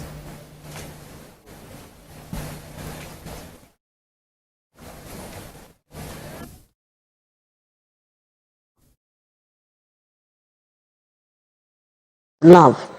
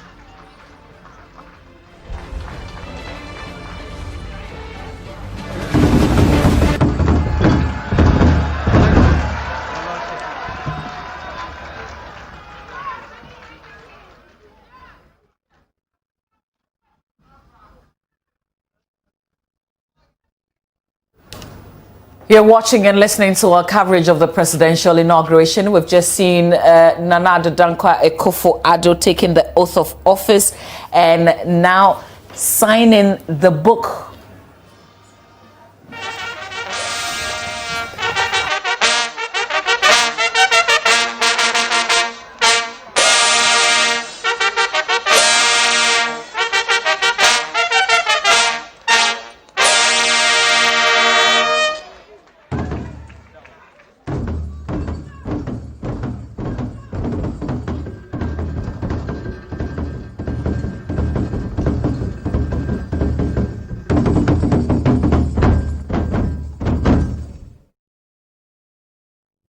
Mr. President,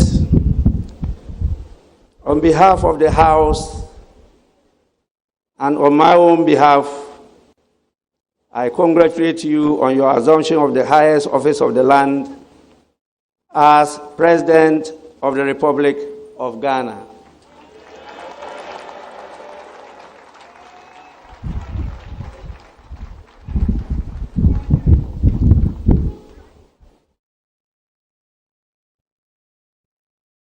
Honorable members, and I have the pleasure and honor to invite the President of the Republic of Ghana, His Excellency Nana Addo Dankwa Akufo-Addo, to deliver the inaugural address. Mr. President, you may proceed to deliver your address.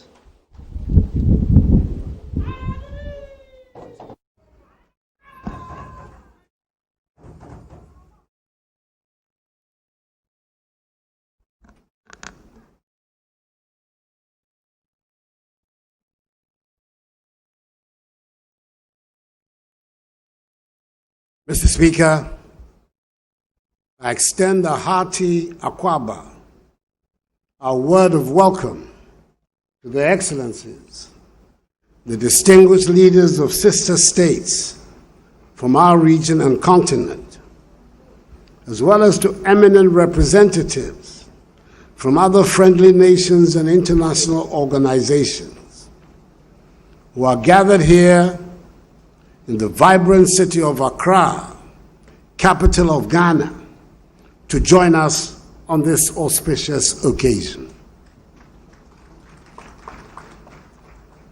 I thank each and every one of you for being present at this inauguration of my second mandate, COVID-19 notwithstanding. Your attendance is an expression of solidarity and friendship that speaks volumes of your attachment to the goals and aspirations of the Ghanaian people and state, for which we are very grateful.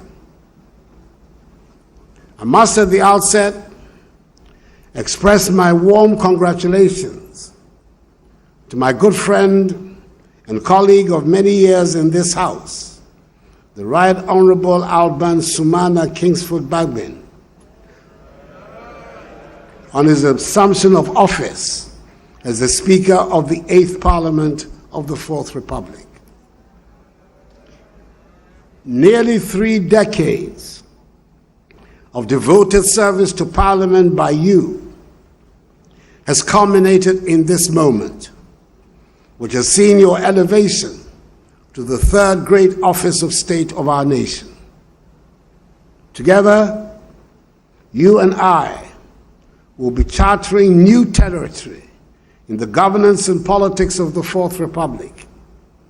For this is the first time in the life of this Republic that a president from one party will be obliged by the exigencies of the moment and the will of the people to work in all sincerity and cooperation with a Speaker of Parliament from another party.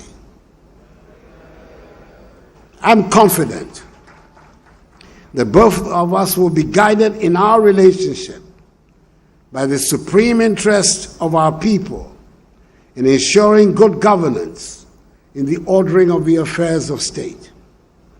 I want to assure you of my wholehearted determination to work with you to advance the peace, progress, and prosperity of the Ghanaian people.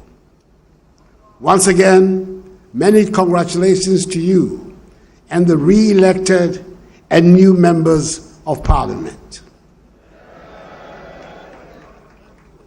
A few moments ago, I took for the second time the oath of office to serve as President of the Republic of Ghana.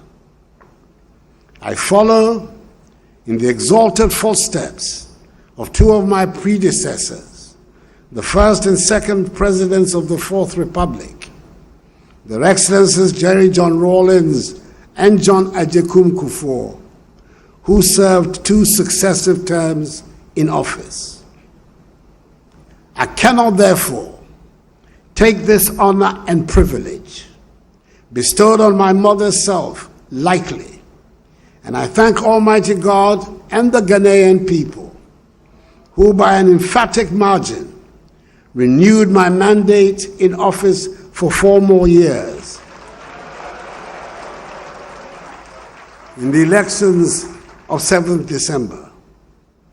It is a demonstration of the confidence and trust you, the Ghanaian people, have reposed in me, not only in appreciation for the achievements chalked throughout my first 4 years, but more significantly, for the considerable amount of work that is to be done over the next 4 years. In our drive to take our nation firmly onto the path of progress, prosperity, and development, following the havoc wreaked by COVID-19. This is a task I wholeheartedly accept, and I assure all Ghanaians that I'll do my best to deliver on this mandate. The accomplishment of this mandate is going to take place within the context of Ghana's maturing democracy.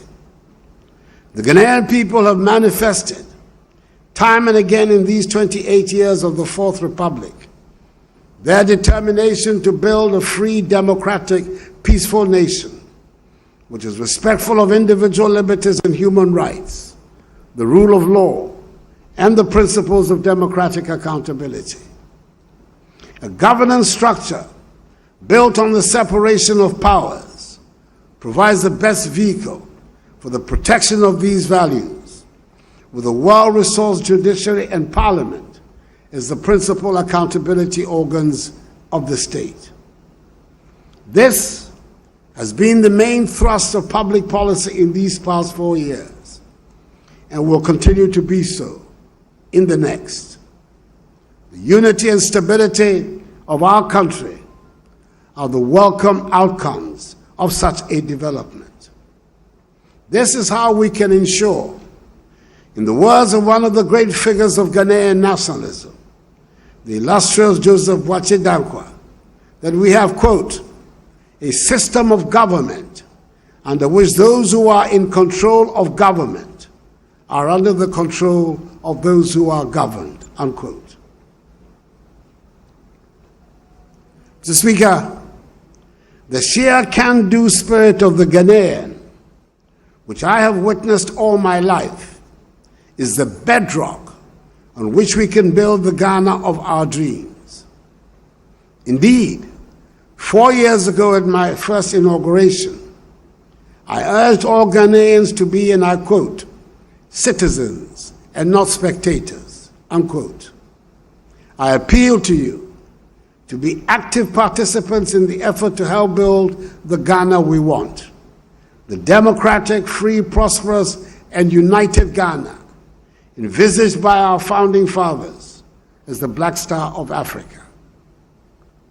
In my first term as president, I was able to count on the contribution of all citizens in attempting to create this Ghana.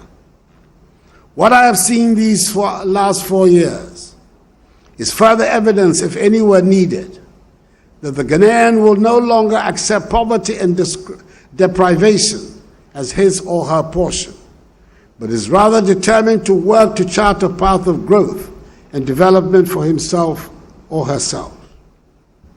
Today, our economy, even in the face of the global pandemic of COVID-19, continues to show resilience and a much faster rate of recovery than originally envisaged, and was indeed one of the fastest growing economies in the world in 2020. Ghana remains one of the most attractive destinations on the continent for direct foreign investment, with the presence in the country of some of the world's largest conglomerates attesting to this fact. Establishing a strong economy, undergoing structural transformation to value-added activities, which will generate jobs for our young people and enhance their living standards will be the main preoccupation of my second term. Together, we're ensuring that the basic tenets of social justice are met. Many said it was beyond us, but we have ensured that financial considerations no longer determine the fate of the Ghanaian child. Because of the implementation of the free senior high school policy, once willing and able, senior high school education is the minimum education to be received by every Ghanaian child. Access to quality health care is no more a luxury ordinary people cannot afford, following the revival of the National Health Insurance Scheme. Our aim is to reach universal health coverage as soon as possible. Food production has increased significantly, and a conscious effort has been made to improve the living standards of our farmers. The newly constructed warehouses dotted across the country are storing the surpluses for export to our neighbors, and the program for planting for food and jobs has become the veritable rock on which the successful future of our agriculture is being built.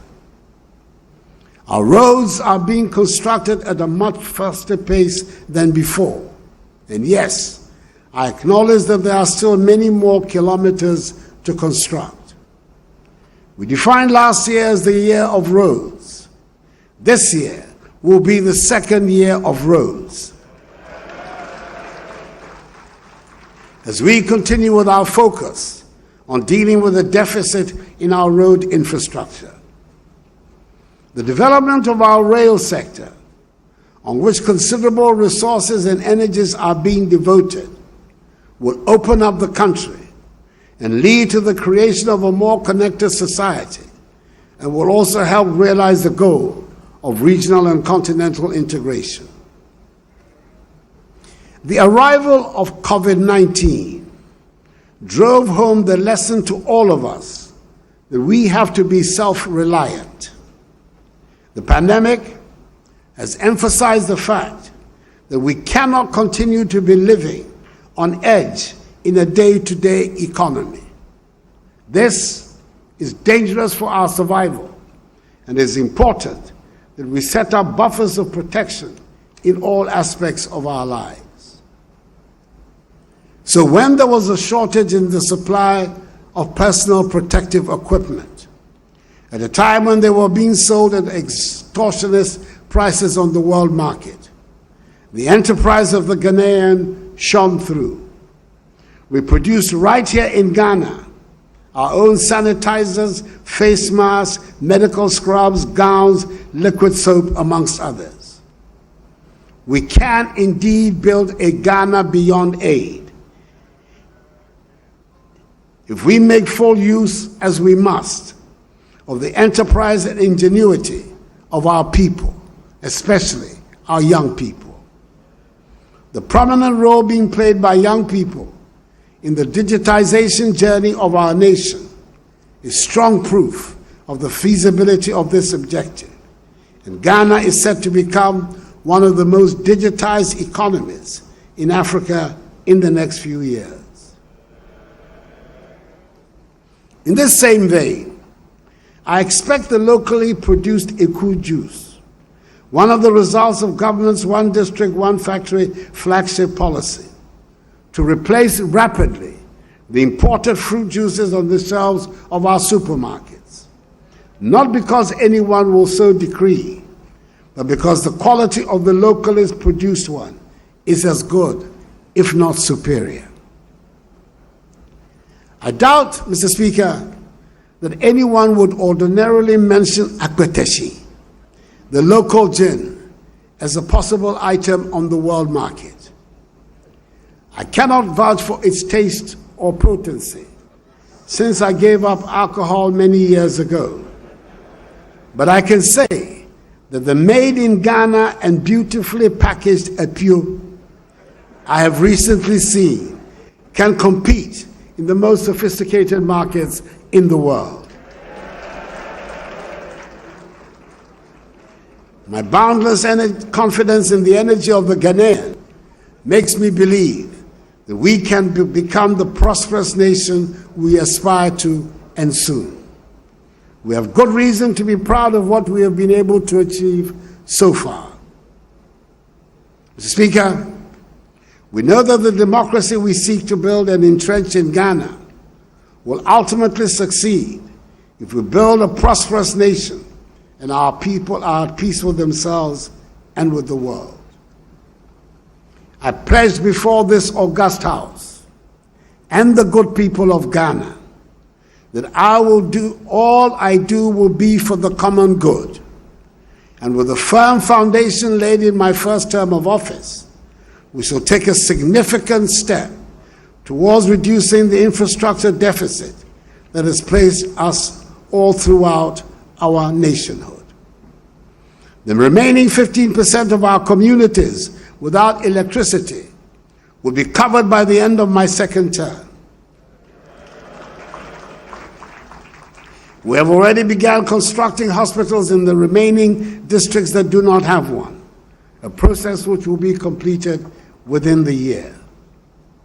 The percentage of Ghanaians without access to potable water is set to reduce significantly following the commencement of work on a number of water supply projects across all parts of the country. The majority of our people live in unacceptable housing, and we shall tackle the problem with vigor.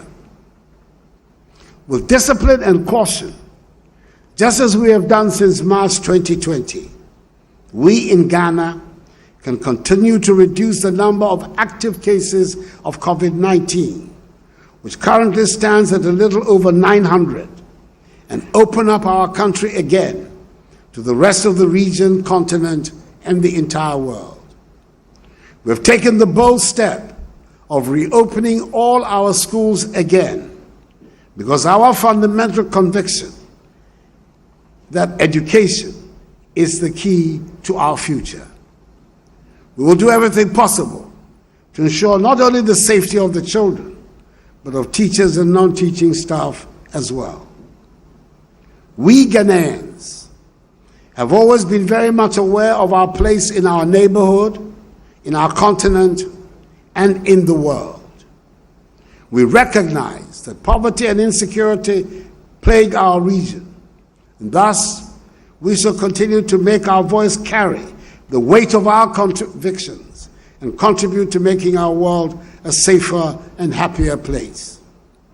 We shall play our full part in the deliberations and activities of all the organizations to which we belong: ECOWAS, the African Union, Commonwealth, La Francophonie, the United Nations, and others. Ghana, which has the privilege of hosting the Secretariat of the Africa Continental Free Trade Area, intends to be one of the main drivers of its success. The AFCFTA provides us Africans with a great opportunity to exploit and develop our resources for the benefit of our own people and end the centuries-old exploitation of our continent's vast wealth for the benefit of others. In the words of the historic first leader of our nation, the celebrated Kwame Nkrumah, and I quote, "It is clear that we must find an African solution to our problems, and that this can only be found in African unity. Divided we are weak. United, Africa could become one of the greatest forces for good in the world," unquote. To my fellow Ghanaians, I invite all of you to join in the exciting business of developing our country. There are endless opportunities if we remain united. What our forebears dreamed of, we will achieve. If we inherited dreams and visions from our founding fathers, we should leave legacies of achievements and realities to our children and their children. For I believe in the limitless prospects of Ghana and of us, her people. So let us be up and doing, and with faith in the Almighty, seize our destiny. Mr. Speaker, may God bless us all in our homeland, Ghana, and make her great and strong. Your Excellencies, once again, Akwaba, I thank you for your attention.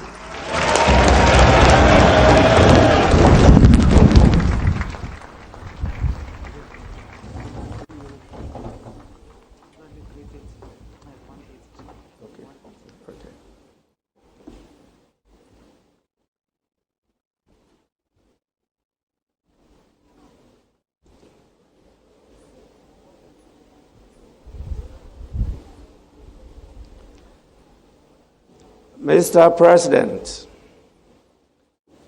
on behalf of the House and on my own behalf,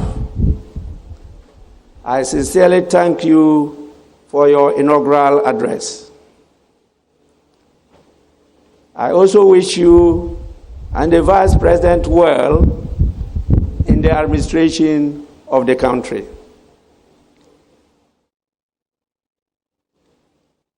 Honorable members,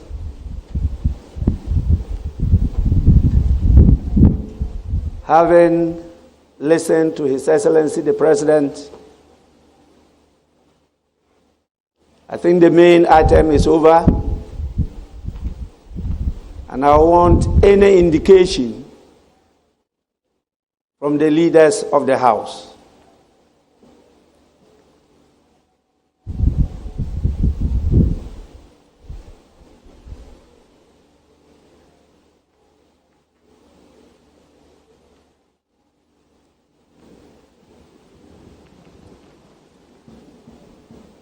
I see the honorable member for Swami constituency, Honorable Oseche Mensa Bonsu. Any indication? Speaker, today, Thursday, the 7th of January, has been a very momentous occasion. I've had to elect the Speaker of Parliament and his two deputies for the 8th Parliament. In turn, the Speaker has also had to swear in members of Parliament elect. Then, as we find ourselves in the tent now, we've witnessed the swearing in of His Excellency the President and his Vice President. The President and indeed Vice President of the Republic of Ghana. The day has been long. Arduous, tortuous, and indeed rather labyrinthine. For the newly sworn in members of Parliament, the day began yesterday before 11 p.m., which means that they have had to endure almost 15 hours since yesterday without blinking our eyes. Mr. Speaker, there is a lot of wisdom in beginning the swearing-in process soon after midnight, and the events of today bear ample testimony in the wisdom contained in this exercise. The speakers have said there has not been any indication from you about the extension of the sitting, and that being the case, I believe any member at any time stated for the closing may move for adjournment of the House as provided for by our orders, Order 44. In the circumstance, and given the discussions that we had this morning, that is between myself and the Honorable Haruna Idrisu, may I move that the House takes an adjournment until Friday next week at 10 o'clock in the forenoon. Speaker, I do so move. Honorable members, the motion has been moved for adjournment of the House. Any seconder?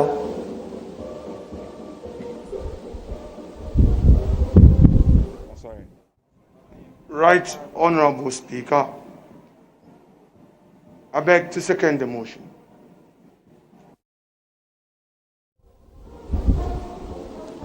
Honorable members, motion for the adjournment of the House moved and seconded. Is now for the consideration of the House. There be no consideration. I put the question. Those in favor for adjournment, say aye. Those against, say no. The ayes have it. Honorable members, I won't want to prolong your long dry fast.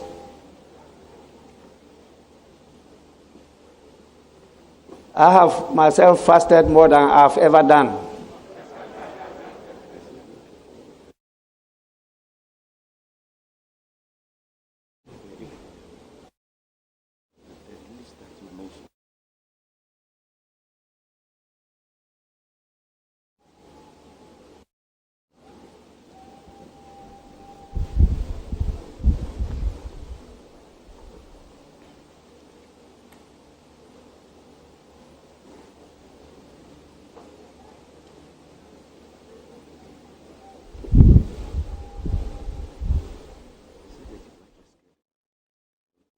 And we've just, if you're listening to us, of course, this is Joy 99.7 FM, and we're covering the inaugural ceremony of President Akufo-Addo. He's just been sworn in for his second term in office, and he's given his inaugural address.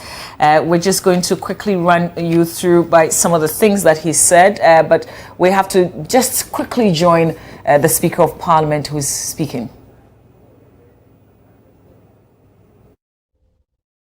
Crave your intelligence to permit just a few minutes.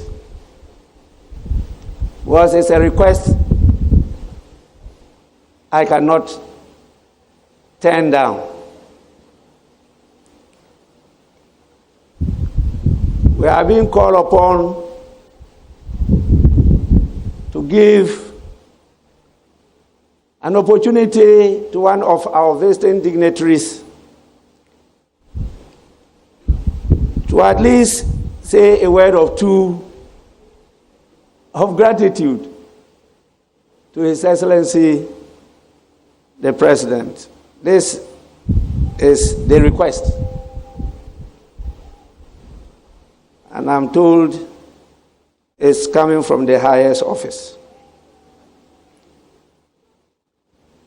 And so, with your kind indulgence, may I invite His Excellency Professor Alpha Conde to say a few words of thanks in response to the address, inaugural address of His Excellency, the President of Ghana. Your Excellency, you may proceed to the podium.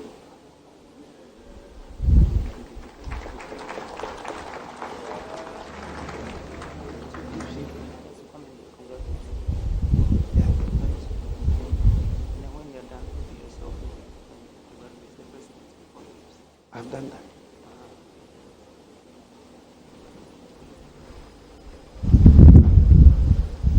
Je voudrais dire d'abord que c'était un grand plaisir, un grand honneur pour nous d'assister à la prestation de serment de notre frère et ami président Nana Addo, d'autant plus que nous n'oublions pas le rôle qu'a joué le président Nkrumah.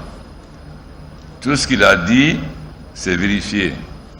Il a dit, si l'Afrique ne s'unit pas, voilà ce qui va arriver. Et tout ce qu'il a prédit est arrivé. Donc c'est une grande fierté pour nous de nous retrouver au Ghana. Et nous remercions tous les chefs d'État qui se sont déplacés pour rendre hommage à notre frère. Et nous savons que sous sa direction, le Ghana va faire des pas de géant. Et le peuple ghanéen peut compter sur l'ensemble des chefs d'État de la CEDEAO et de l'Union africaine pour accompagner notre frère pour le mieux et pour le bonheur du peuple du Ghana. Je vous remercie.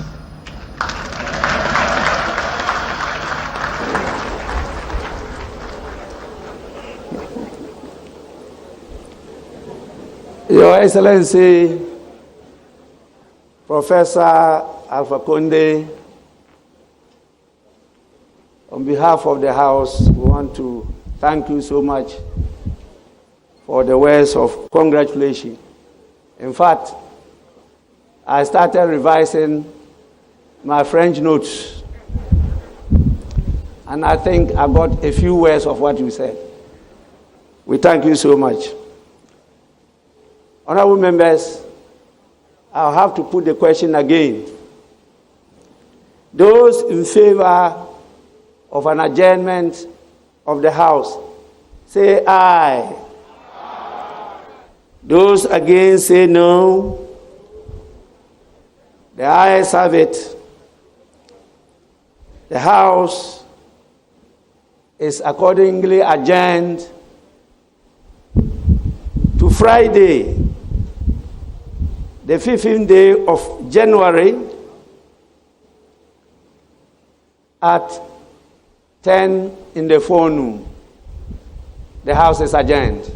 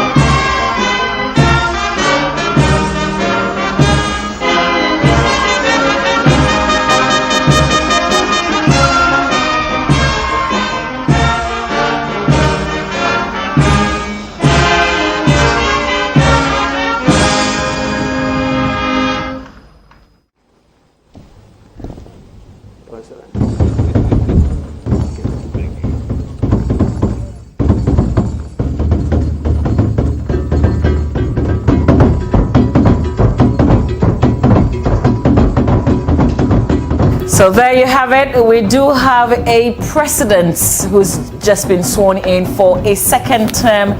It's President Akufo-Addo, who's just given his inaugural address. We've just heard from the Speaker, Alban Gbagban, adjourning Parliament, the House, till 15th of January. Wait a minute, Benis and I thought it was a mistake, but he's not referring to tomorrow, Friday. He's talking about next Friday, 15th of January, 2021. We will be going through some of what the President said in his inaugural address, but significantly, we did not see minority members in the House for this event this afternoon. Not my members of the NDC, I beg your pardon. That's still something that I guess the House will clear up. But we saw the motion for adjournment being moved by Oseiche Mensah-Bonsu and seconded by Apenyomakin. Usually you'd find that both houses, members of the two sides, would do that. One would move the motion and the other would second, but not in this instance because the NDC members are visibly missing from this ceremony. Indeed, Mama V. And earlier we had heard suggestions that because Alban Babin, their nominee for Speaker, had won and been sworn in as Speaker, they may rescind their decision to boycott the swearing-in ceremony, but clearly that didn't happen. Probably they were restrained or restricted by the case of their candidate, John Dramani Mahama, in court challenging the results of the elections. We didn't see John Dramani Mahama there, but we saw former President Kufuor and other dignitaries from other parts of the continent. Absolutely. But you're talking about his speech, and it wasn't too long, clearly. What we mostly heard was a build-up or continuation of what he started in his first term. He, however, made a few promises. Yes, we'll come back to that, Bernice. Kojang Singh is just on standby to speak to some of the persons who participate in the ceremony. Let's cross over. Were you observing this from home? Yes, I think I watched it throughout the night, and there were quite some ugly scenes, and scenes that I don't think that it befits our status as a beacon of hope for our democracy.